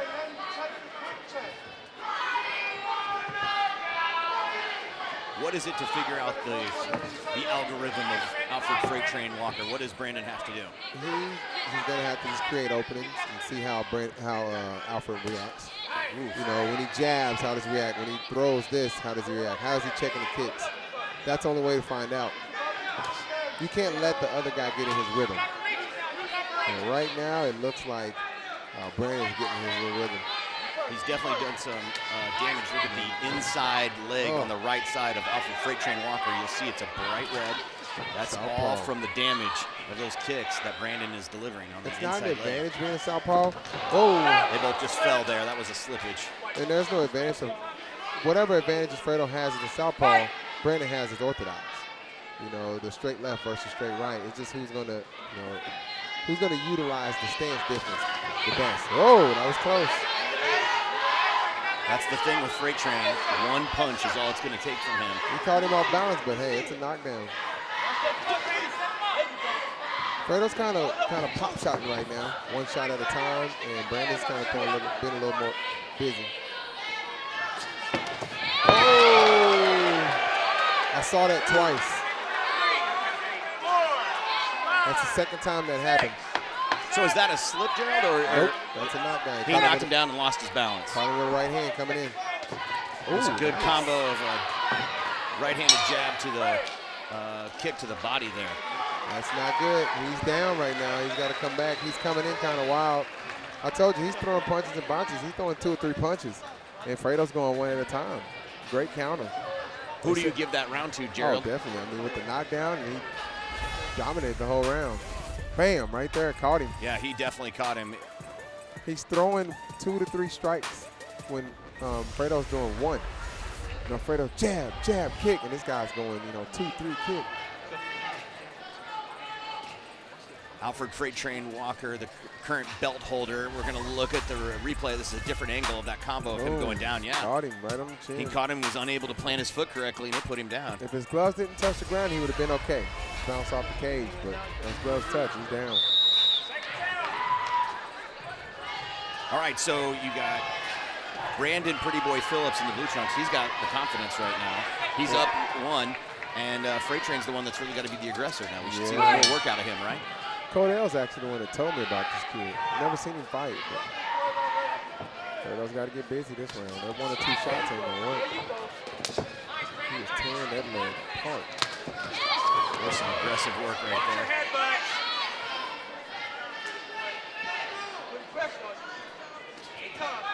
Yeah, he is not letting up. It's starting to turn a little blue, too. Judges see that, too. They see that damage. I think Fredo checked the first 2, and that was it. People underestimate those kicks. The soft tissue damage that it can do is exhausting, right? Feels like somebody's playing baseball with your leg. What does Alfred need to do? Does he need to check more of those? Alfred needs to be more effective. He needs to create openings. He needs to throw more strikes. He's going 1 strike at a time. That sound is dangerous. That kind of shook Freight Train a little bit. There's another straight right landed by Brandon. Yeah, and they can be frustrating. Those kicks can be frustrating, right? It's all the way around to the back of his leg. Yeah. That's how bad he's kicking. Right, if we see that camera work, you'll see on the back of his leg, that is from his foot, going all the way around and smacking the back of his leg. The force is so much, it's flattening that muscle and skin out and creating. Man, you watch Alfred, man, it's 1 shot at a time. Brandon's just outworking him. Other than that leg kick, man, he's throwing 2 or 3 punches. That was a good jab there from Freight Train. But again, it's 1 shot. Right, no combo. He's making him expect that leg kick. I tell you what, see that? That's a double jab too. I don't know if Fredo's looking for something big. Is it pop? Can he keep that up? Can Brandon keep that up for another round? Yeah, he looks like he's just warming up, man. He doesn't look exhausted at all. That leg. I'm surprised he didn't. Alfred hasn't returned with the same strike. He hasn't thrown many leg kicks. Or countered that with a straight left.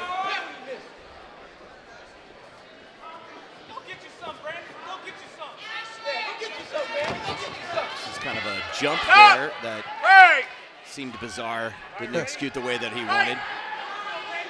Yeah, these guys, cardio is an issue in this fight. It's all about strategy.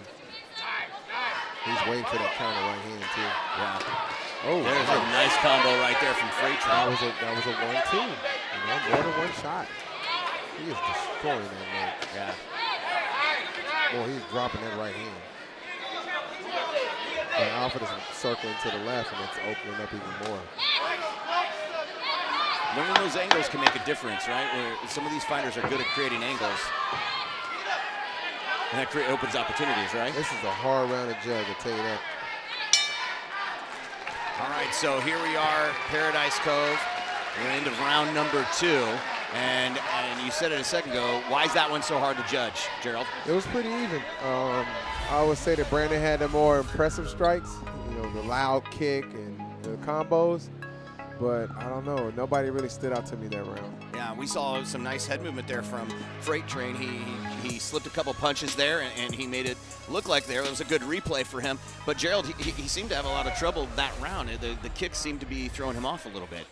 He's starting to respect them. So you notice he's lifting his leg up. He's trying to check him. I mean, those kicks add up. And by the 3rd round, his leg's on fire. Gerald, what are we in panic mode for Freight Train? Does he need to make something happen, or is he still going to rely on that heavy power he has? As a champion, I wouldn't call it panic mode. He knows what he has to do, and he needs to do something in the next 3 minutes, or he's going to lose this fight. One thing Ladies about and Freight gentlemen, Train we is have got he's a not afraid battle of these here. 3rd Please rounds. make He's some noise. going to bring it. Make some Here's noise. Make another some noise replay for so these you can see kickboxers. some of the work. There's a knee and the Here we clinch go, there. 3rd and final round. Some body shots, but doesn't look like it does much damage there. The problem is every time Alfred tries something, Brandon gives him something back. Yeah, you know what I mean? Right, we were seeing those combos, as you pointed out earlier, and Freight Train's just getting one in there at a time. He's got to put more combos. Every time Alfred does something, Brandon gives it back twice, you know? You jab, I'm a 1-2. You kick, I'm going to kick you. He's just another knockdown. Oh, he got lucky. So they just counted that as a slip. That leg kick is just, he's steady film, man. Look at that. It's about 30 leg kicks probably. I may be exaggerating, but it's close. There is look at that. He's trying to put an exclamation mark on this. Look at the volume. He's fighting like he's losing. Ooh, nice. I really wish this was 5 rounds. Because they're both starting to heat up right now. Here comes another leg kick. Because Alfred's standing still. Bam. Alfred's got to move a little more. He doesn't kick Alfred when he's moving. So just keep hunting him down. Keep him moving. He needs a knockout. I can tell you that right now. He needs a knockout. If there's anybody capable of it, it's Freight Train. Yeah, I can see it. He's on him. He needs a knockout. Under 2 minutes to go in this 3rd round here. River Spirit Casino, Paradise Cove. Look like Brandon's slowing down just a little bit. And as soon as I say that, he comes back with a nasty leg kick. He's either slowing down or trying to create an opportunity to give Freight Train a little confidence. Nah, he's slowing him down. But he fires off one of those leg kicks, man. That leg is definitely blue. I think there's a couple other colors too, huh? Some good footwork there for He's got to move. They should be moving like that the whole time. And those leg kicks won't be so effective. But he's standing right in front of him. He's got another one coming. Boom. You're right. I think Freight Train is starting to see those opportunities, and it may be too little too late. Yeah. Look at that. Another leg kick.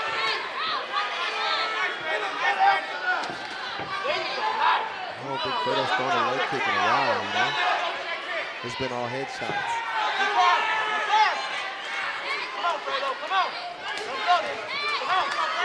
It's like he's seeing those kicks and just delivering a counter right away when Alfred sends it.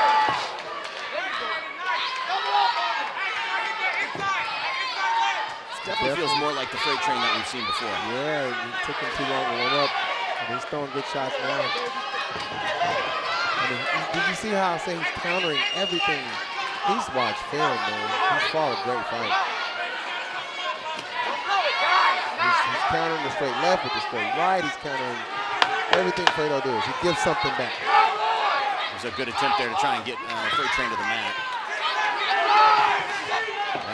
That was that knockout that Gerald's talked about, trying to make it happen, and there's the end of the bell. That's it. That's going to be the end. So that means it's going to go to the judges, and I think we both agree that it looks like Brandon, but stranger things have happened when you let the judges decide. In my eyes, I'd say 2-1.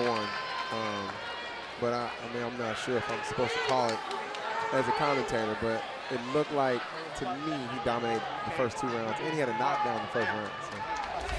Looking at the replay here, you can see that's where he went down, but he didn't go completely down. That may have been the slip, but the knockdown was a knockdown. I mean, he hit him flush. It's good refereeing. You see the difference between knockdown and a slip. Yeah, and when you've got a fight like this, coming off a big win, like your confidence is going to be high. It's going to be high, but you got to follow it up, you know. There's another replay, just a different angle. And there's that kick, good body kick. Yeah, you see him go there. That was the knockdown right there. That was the knockdown from earlier, absolutely. Definitely a great fight. Didn't disappoint from Paradise Cove here. River Spirit Casino. Casey Luke with the official call. Ladies and gentlemen, how about that battle right there? Make some noise. And everybody watching on Fight.tv, that's what it's about. This kickboxing battle does go the distance. It goes to the judges' tables. All 3 judges score the bout 29-27 for your winner by unanimous decision. Out of the blue corner, Brandon Pretty Boy Phillips. Congratulations to your winner, Brandon Phillips. Brandon, the sheer volume of kicks from you tonight was impressive. Was that the game plan? Just natural, man. Coming from a straight striking gym, Wichita, Kansas. Give a shout out to my hometown, JMTK, my Oklahoma team, American Top Team. I love you guys, and I love Tulsa for bringing me out. But And that's all I do, man. Leg kicks and body kicks, man, and European boxing, baby, all day. You and your, if I remember your brother from last fight, you guys are quite elusive with your kicks and punches. And so did everything go exactly the way that you wanted tonight? Yeah, it's actually even better because I won. So like 10 times better, guys. Doesn't matter at all. Just the win is all that matters. Anybody else you want to thank? Everybody in Oklahoma City, Wichita, Kansas, and like I said, Tulsa and Freight Train, his team. Thanks for taking the fight. You're a great fighter. Your whole team's a great guys. And thanks for bringing me back, guys. Love you guys. Your winner, Brandon Pretty Boy Phillips. Congratulations. Freight Train, how do you feel, man? What do you think about the call? I feel good. I mean, he landed a lot of leg kicks, you know. I watched a couple of videos on him. That was the last thing I was expecting to come out throwing them leg kicks. And that's what kind of controlled the fight right there was them leg kicks. So the leg kicks alone just kind of threw you off with the volume of them, right? In a way, yeah, because every time I try to set something up, he'd throw that damn kick. He'd land. It threw me off. What's next for the Freight Train? Whatever, you know, we're still trying to move up. Whatever. Yeah, we're at the drawing board right now. You're always a great guy to have in the cage. We love having you on the mic. Anything to your fans? You always bring out great fans. Anything you want to say to them? I'd like to appreciate everybody that come out to support me. Travis Lane, Michael Napper, Alan Ritchie. I appreciate all the support, all my fans. I appreciate it. You bought a ticket from me. Come here to see me, watch me, support me. Appreciate Dale Cook, Jamie. It was a great fight, as you said earlier tonight. Anybody wants to come, you're ready to dish it out. Alfred Freight Train Walker.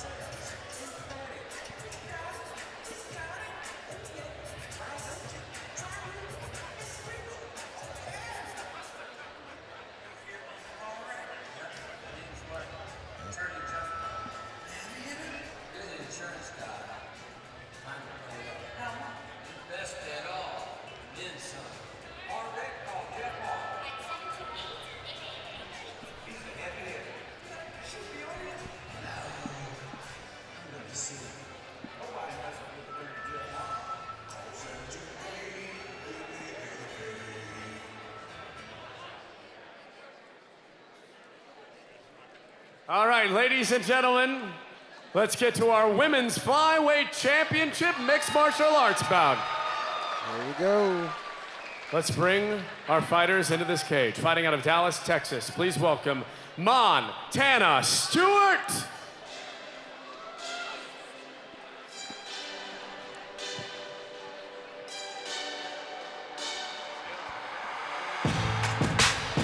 All right, here we go.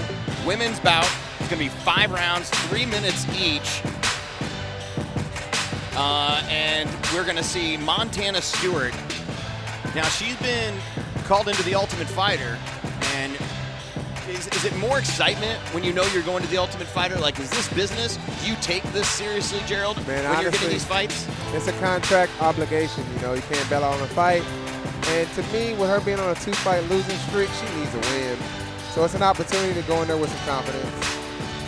Yeah, and she's going to, I think both of her losses, if I remember correctly, came in submission. So that's not something, the Ultimate Fighter, there's a lot, I mean, every part of the game is worked on.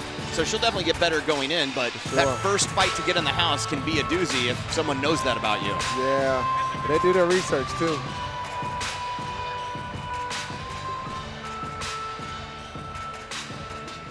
And her opponent coming to the red corner, fighting out of Tahlequah, Oklahoma. This is Katina Lowe. Katina Killswitch Lowe, and she's obviously the local favorite. You're gonna hear a lot of pop for her.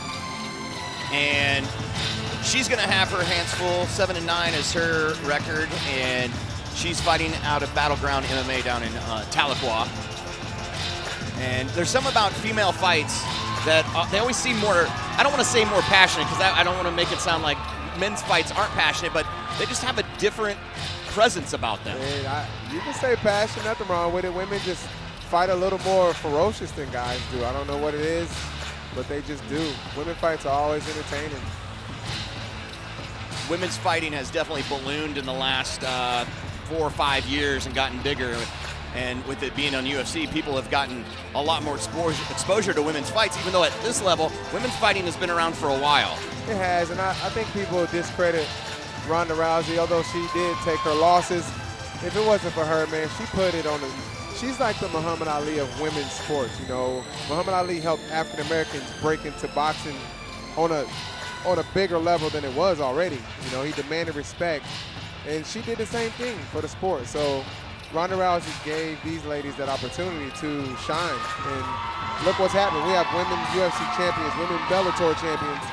It's not a joke anymore. Some people thought it was a joke, and it's not by any means. Right, the best pound-for-pound fighter in the world right now is a female. This fight brought to you by Daveco Heat and Air. Something else, man. I watch her. This is going to be a battle. Here we go.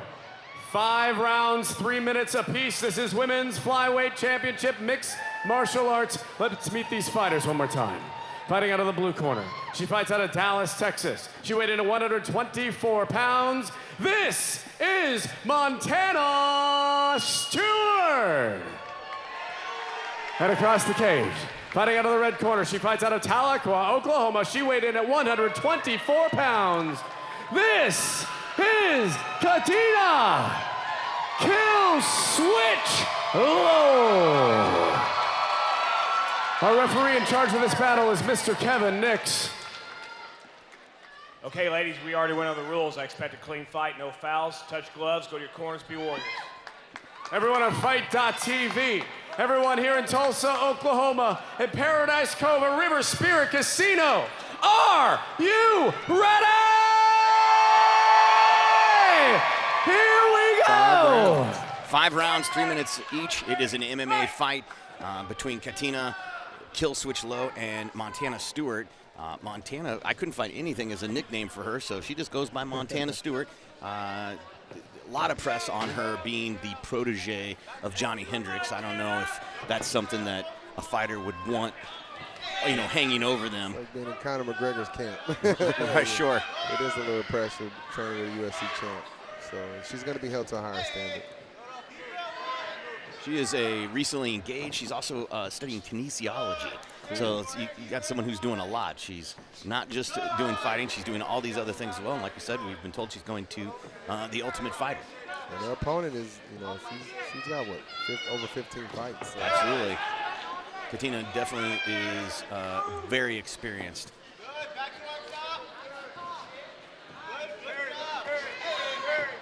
It's kind of a slower start for both fighters here as they're still feeling each other out.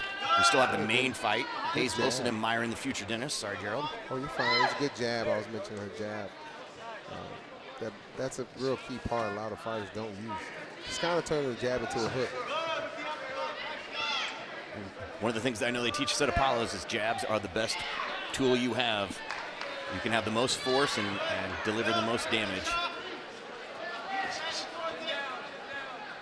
Katina looks a little hesitant. She may have caught a couple shots early. Just kind of staying back and kind of pawing. She hasn't really committed to any strikes yet or a takedown.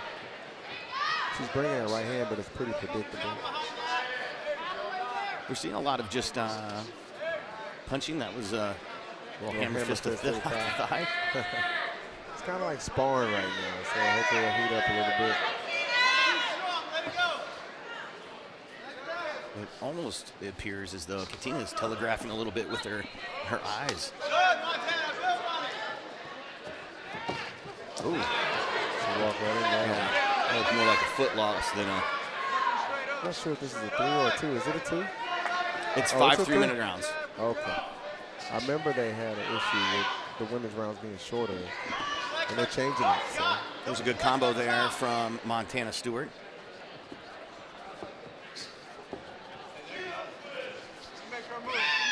Good crowd to respect these ladies' work. You know, it's not a boring fight. They're just trying to figure each other out right now. Under 30 seconds to go here in round number 1 of this female flyweight battle here at Extreme Fight Night. River Spirit Casino, the super fights. This is the co-main event.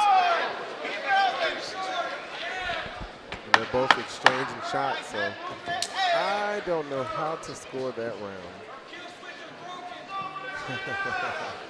Little heckling by the corner. And that's the end of round number 1. And as you pointed out, I mean, a lot of fights start that way where they're just trying to feel each other out. It's pretty traditional for pretty evenly matched fights that respect each other. Yes, They Joe? better pick it up or it's going to be a coin toss on the decision. Usually we will see an increase in volume all the way around, right? Yeah, definitely. You know, somebody's got to open up because right now they're both kind of doing the same thing. Right, they're both just kind of seeing how it works. They're sparring right now. That's right, what I call it. Right, just kind of trying to figure out the formula of the other fighter. And I'm sure Montana in the back of her mind is going, don't lose this fight. You know, she's got a big opportunity coming up. Hopefully it all works out for her. But, you know, Katina isn't showing any weaknesses right now. We haven't seen him go to the ground yet. What are you going to hear from a corner? When you have a first round like that, what is your corner going to be telling you, Gerald? Be more active because nobody has any idea who won that round. Neither one of them did anything impressive enough to choose. There we go. All right, here we go. Round number 2 here at River Spirit Casino Extreme Fight Night. The super fights. Montana Stewart in the pink trunks, and we've got Katina Killswitch Low in the black trunks. Montana's throwing more kicks for sure, more effective kicks. She's been throwing an outside leg kick.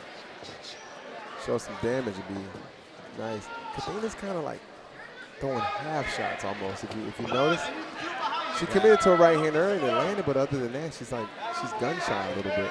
She is doing a lot of head movement and her feet movement are there. She's got to do something with it though, man.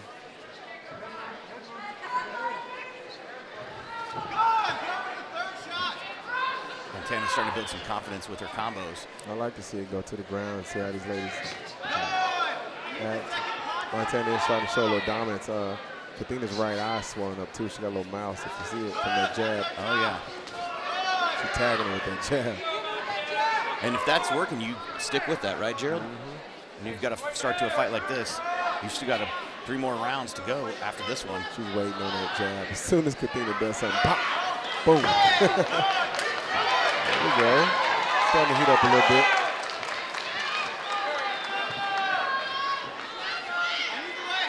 You're right. Montana is just lying in wait, waiting, trying to be patient.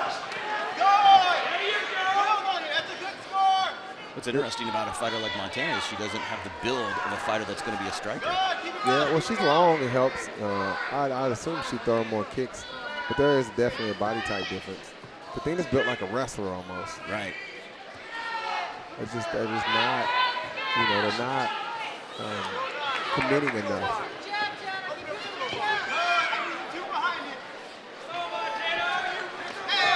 Good combo from Montana. Montana throws combos, but her chin goes up when she does, so she's got to be careful. And that's why Katina's been able to counter. If you watch when Montana gets aggressive, her posture comes up. Unlike a guy like Dan Henderson who ducks and just punches you through the cage. Right. But she comes up instead of down, staying tight. Nice jab, though. This guy over here. You have some entertainment in the audience. You do comedy. That's not something that people. There's always someone that thinks they're more funny than someone else, right? Definitely. Oh, and I love when people heckle me in the audience. So unlike MMA, I can actually get them back. That'd be kind of messed up to jump the cage and punch a guy in the face. But, I'll do my punchlines instead. She is peppering her face with that jab. Right, just being relentless with those jabs and trying to do some damage. That's the difference in this fight right now. There's the end of round number 2. As you were saying, that's the difference. That jab is making a difference. It's slowing Katina down whenever she does want to do something. But right now, they're just kind of a stalemate. Katina's nose is bleeding. And we're going to look at the replay here. And this is from the kicks that Katina was delivering. And it looks, there's some of that handiwork too. She strike first. So we got 2 rounds in a row that not a lot of work out of Katina. What would you be saying in the corner? What should they be hearing? See right here, you see her getting caught with her chin up. Look, chin up, boom. She gets hit. It wasn't even a flush shot. It was just kind of a quick hook. But she's not protecting herself when she strikes. I mean, look there. Her right arm is down. Her face is wide open. If Katina has some aggression and power, she put her down. Montana's jab is saving her right now. Definitely give that round to Montana. Yeah, but it's just a tough act to follow. We've had, 8 crazy fights in a row, including the ones in the beginning, and then, we slow it down with this one. But the fans they want more action, and it's been the same round almost 2 rounds in a row. Montana Stewart, she is in the pink trunks, and Katina Killswitch Lowe is in the black trunks. Someone yelled, her kill switch is broken. That's why I laughed earlier. Oh, nice. And finally, we get it good to go to the ground. There's some ground and pound there. It's a crazy fight when they cheer for the takedown. Like, hey, let's go. Most places are like, boo.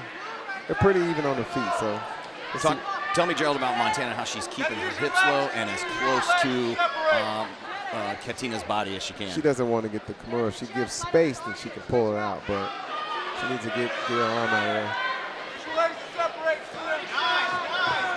She got to be careful right there.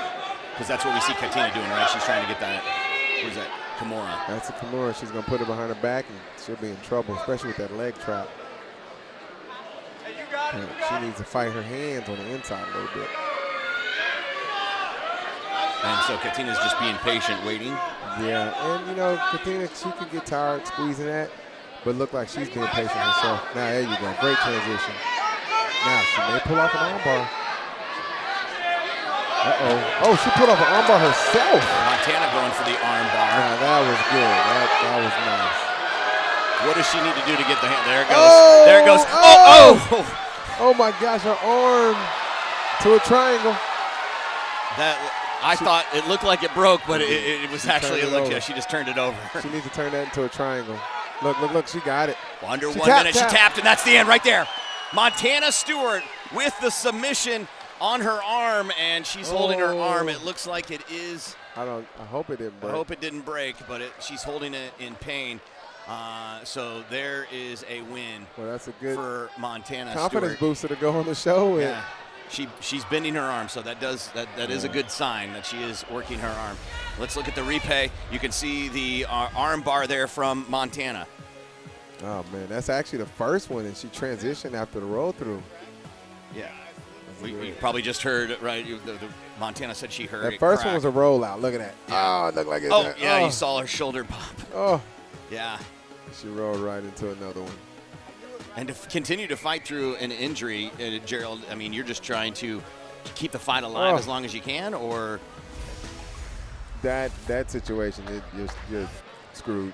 I mean, there's not a lot of things you can do there other than let it break. Yeah. So she tapped. She seems to be okay now. We're going to look at the replay. That's the tap. Yeah, she's just tapping right away. And good sportsmanship on Montana to let go. A lot of people wouldn't let go because the ref couldn't see that tap well. Make some noise for these fighters, ladies and gentlemen. Casey Luke. Excellent bout. It is 2 minutes and 3 seconds into the third round. Your winner by tap out, by armbar, out of the blue corner, Montana!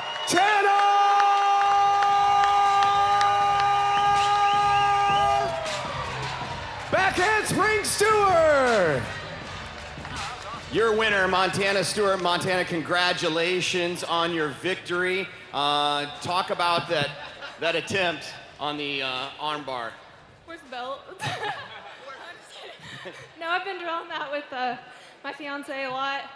I knew exactly what to do from there. I knew it was over from there. Mark, he even said it was over, so yeah, I was happy I got it. And did I hear correctly that you'll be on The Ultimate Fighter? Is that right? We should know in a couple weeks. It's not for sure yet. Well, congratulations on that. And congratulations, it was just a really great performance. It kind of started slow. Was that the plan? You're just feeling her out? Yeah, I really wanted to feel her out. I didn't want to rush anything, get caught or anything, so I just felt out the first couple rounds, then look for my takedown and get the finish from there. Congratulations. Your winner, Montana Stewart.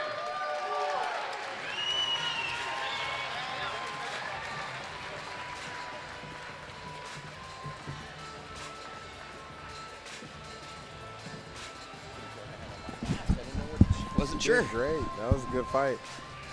They picked it up like we predicted. It went to the ground. You said that. You were asking for it. Here's the replay, and you're seeing where she's got that arm, and you can see her working it. And as you heard Montana say, her corner was telling her and giving her the direction on that she had that arm bar if she just stuck with it and committed with it. And so she definitely did, and it paid off for her. I mean, she didn't give up on that type of submission because she tried it one other time before, didn't get it, and then went with it the second time, Gerald. I just think they were neutral on their feet, so she finally took it to the ground. And I heard her coach say, I knew it was over. So her ground game is definitely a lot better than her stand-up. So hopefully she can improve on that. All right. And make people take her Ladies to the and ground. gentlemen. Yeah. All right, let's go to the main event with Casey Are you Luke ready in the for the cage main right event now. of the evening? This is going to be explosive. Here we go.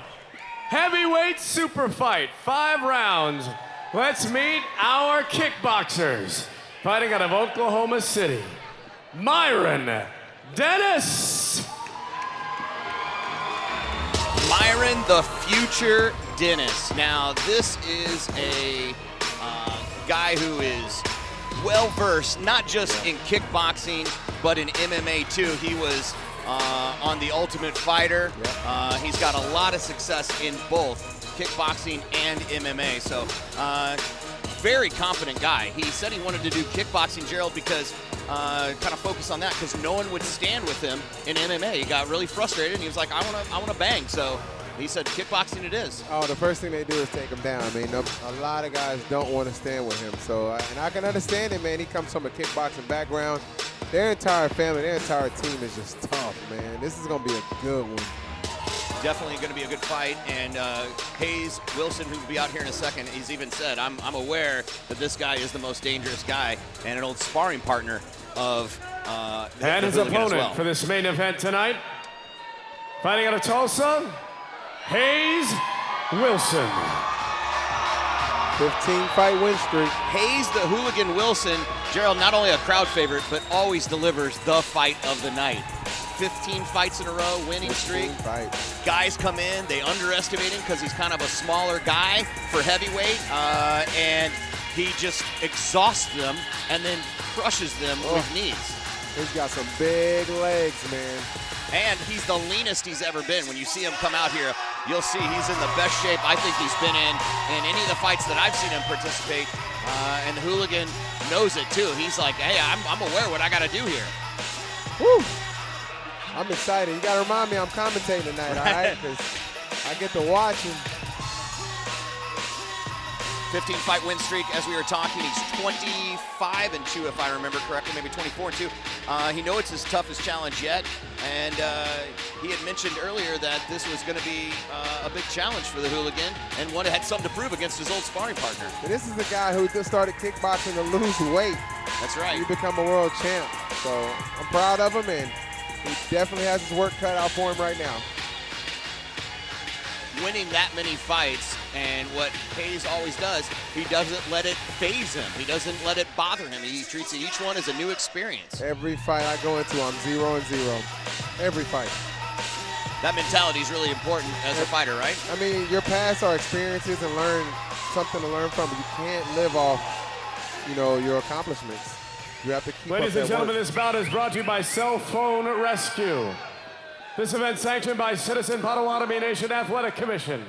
Our commissioners, Jack Barrett, Aaron Capps, Joey Miller. Our referees, Mr. Kevin Nix. Our judges are Mike Power, Tim Tallchief, and David Sutherland. Timekeeper, Miss Julie Sutherland. And our ringside physicians, Dr. Corey Shonaway and Dr. Patrick Sharp.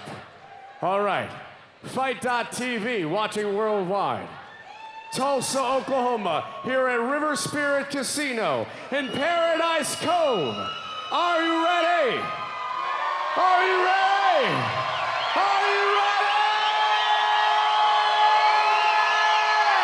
Here we go. Let's meet our fighters one more time for this heavyweight kickboxing super fight. 5 rounds, 3 minutes apiece. Fighting out of the blue corner. He fights out of Oklahoma City. He weighed in at 236 pounds. He's appeared on The Ultimate Fighter. This is Myron, the future Dennis! And across the cage, the man out of the red corner. Fighting out of Tulsa, Oklahoma. He weighs in 248 pounds. He holds the belt. He is Hayes, the Hooligan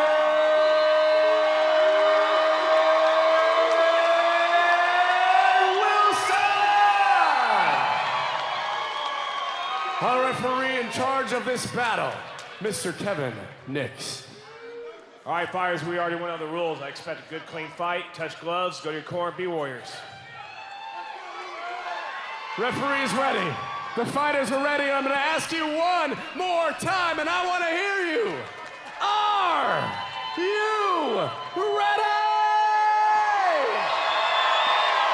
Kickboxing Here we match go. from River Spirit Casino. This is the final fight of the Super Fights. 5 3-minute rounds. Hayes, the Hooligan Wilson in the black, and we've got the future Myron Dennis in the blue and yellow. Nice head kick there from Future. Combo from Gerald. That was nice. I'm sorry, combo from Hayes, Gerald. Yep. You just woke me up, though. I'm watching now. I'm commentating. This might be the first time I've seen the Hooligan in the same size. Yeah, well, height-wise. Yeah, definitely. I would say that. But as far as body types, he got a little weight on him. But he's definitely matching skill tonight. Body shot there from the Hooligan. I would say technically Myron had the advantage. And I would say when it comes to cardio, I give it to Hayes. So let's see what happens. The Hooligan is definitely durable, so don't count him out based on what you see. I think he's a little more tentative than I've seen him in the past, but once he gets hot, he starts sweating. He ain't broke a sweat yet. I see, Myron just goes. He's the same pace the whole fight. Ooh, watch that.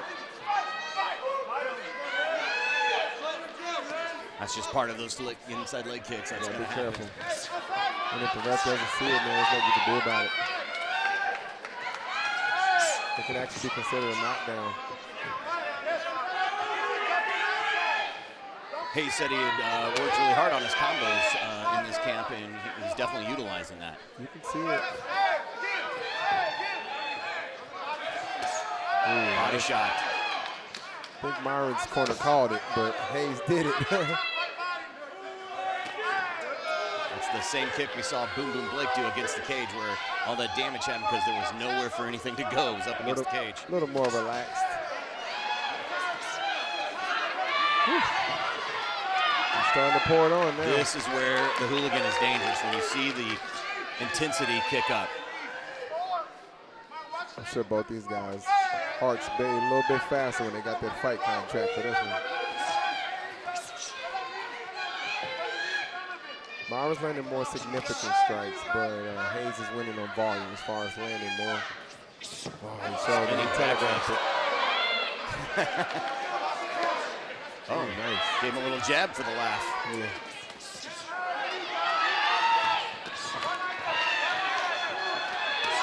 A nice punch there from the Hooligan. A right hook. There goes that volume. Under 30 seconds in this first round. Ooh, wind up, a little showmanship there from Hooligan. Nice jab. That's your heads.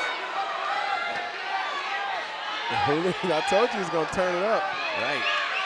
He just needed to get started. Prime the pump. I think that I think Hayes has pretty much ate everything Myron could take, and he just said, hey, let's go, you know? Because he looks like he's not afraid of anything right now. There's the end of the first round. And didn't disappoint in terms of entertainment. Both guys delivered what we thought they would in that first round. It's only going to get better. I can tell you right now, Hayes is going to come after this round because it looks like Hayes took the straight right. He took the kicks, and he took the body shots, and he goes, you know what? I can take everything you got.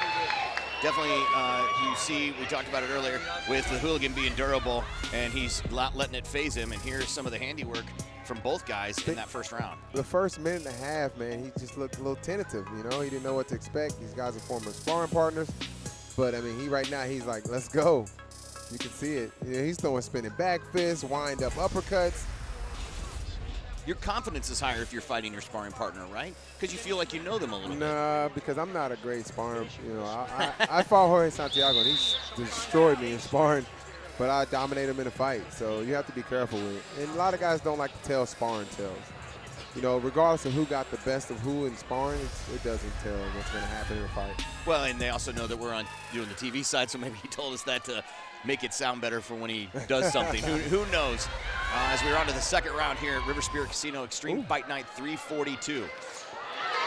Now you see these guys sweating? Yeah, now they're The first round was dry and slow. And okay, here we go. Lots of sweat getting flung all over the place. You know, I give Myron half of that first round, and you have to give Hayes the other half. So what does the judges think? This weight class, it's a little bit harder for these guys to do their leg work and their head work, but these guys are doing a pretty good job. It's all about training. When you train, you can do it. You don't see it as much, but they hit so much harder. It's like there's a couple right hooks, repeated right hooks that definitely put the future on his heels. Looks like Hayes can do 10 rounds, man. Right, he doesn't look phased, tired, or anything. It's always a pleasure watching him fight.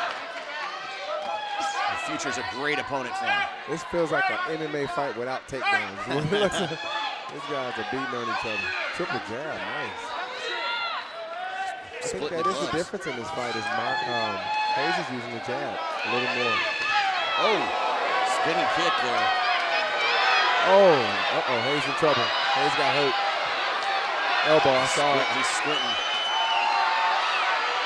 He's in trouble. It was a right elbow. There's a knee to the stomach of Future. Myron's seeing an opening for that elbow. He's just letting Hooligan tee up. So it's not hurt anymore, huh? No.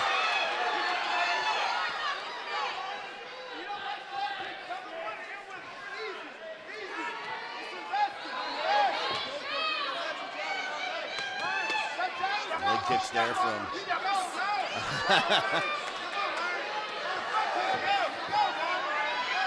under 1 minute in the second round here. Extreme Fight Night. Hayes the Hooligan Wilson against Myron the Future Dennis. Myron's in the blue and yellow trunks. Myron's starting to get a little loose. I can see those combos he's throwing. The difference I do see, Myron is ending his combos with kicks, and Hayes isn't. Hayes is kind of throwing one kick at a time. Myron's kind of like throwing 3 or 4 shots and following it with a kick. Oh, there was a one right on the chin.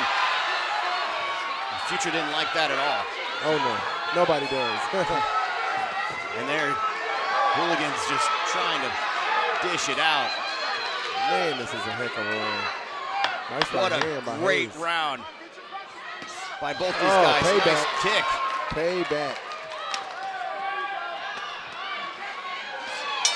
And that's the end of round number 2. What a great round from Paradise Cove here at River Spirit Casino in our main event between Myron the Future Dennis and Hayes Hooligan Wilson. Those little shots hurt. Those little shots that you see, those jabs and those uppercuts and that moving on, those little things hurt, man. If you ever train with a kickboxer or boxer, those little shots are very effective. We're definitely seeing the fight kick it up to a different octane as these two guys are getting comfortable with each other and figuring out the formula. I told my wife, she said, what does it feel like? I said, if Feels like the worst pillow fight you ever been in. That's what it feels like, man. These guys obviously are crushing, and it's showing. I mean, I've seen guys take shots like that from the hooligan and not be able to stand up. So both these guys are really durable. Great defense, too, by both guys. They're covering up pretty well. They're checking the kicks. They know what's coming. All right, we've gone through 2 rounds. So how do you have this scored so far? Oh, man, I really can't say it. I give Myron the edge, but Hayes is just he's putting out more. Definitely a shot. I don't think Myron's warm yet. I think he still hasn't come out of his shell yet. Right, he definitely has a lot of experience. And he's come out. He's out. Oh, nope, he's not. I guess he's out of his shell now. Yeah, that was a crazy knee. We've never seen Hayes down like that. He's starry-eyed. He's starry-eyed still. Now he's just delivering body. There's another knee from Future. Woo! Nice left Now hook. we see the hooligan try to retaliate and took another knee as they're right in front of us, taking blows and knees from the Future is hooligan. He's got to get off that cage. Yeah, he needs to angle out and get out of the way. I don't want any blood on me. Yeah, this is the Future is definitely, it's on his game plan right now. Now, let's see what kind of cardio Myron has to follow up that barrage of shots, man. Woo. This is where people underestimate Hayes, too, because this is where he takes advantage of people when they're exhausted. But we're just seeing hooligan cover up. That's all we're seeing him do. Oh. His hands, he's not even fighting or advancing his position. He's just taking blows. And it looks like the Future's delivering knee after knee, and that's a stoppage. Myron, the Future Dennis, beats Hayes, the hooligan Wilson. Blood coming from his nose. It's pouring from his face and above his eye as the Future bends down and just pays his respect and giving a little dance there. What a crazy end to that fight. That is something we've never seen happen to Hayes Wilson. Let's look at knee shots in the replay here. He hadn't opened up yet, you know? He was kind of moving around, and he saw opening. Yeah, he just is completely in control right there. We see the hooligan just trying to protect himself at that point, and the knees are just right there, one right on, and Mr. Nix had seen enough at that point. Myron was just kind of, you know, I could tell he wasn't hot yet. We call it hot sauce in the gym, and that third round, he came out with the hot sauce. He definitely opened up, right? It took him a while. Yeah, he definitely was a completely different fight there in that third round. That was impressive.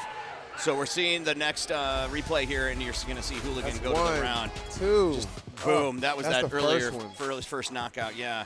And when he got up, he was still pretty starry-eyed.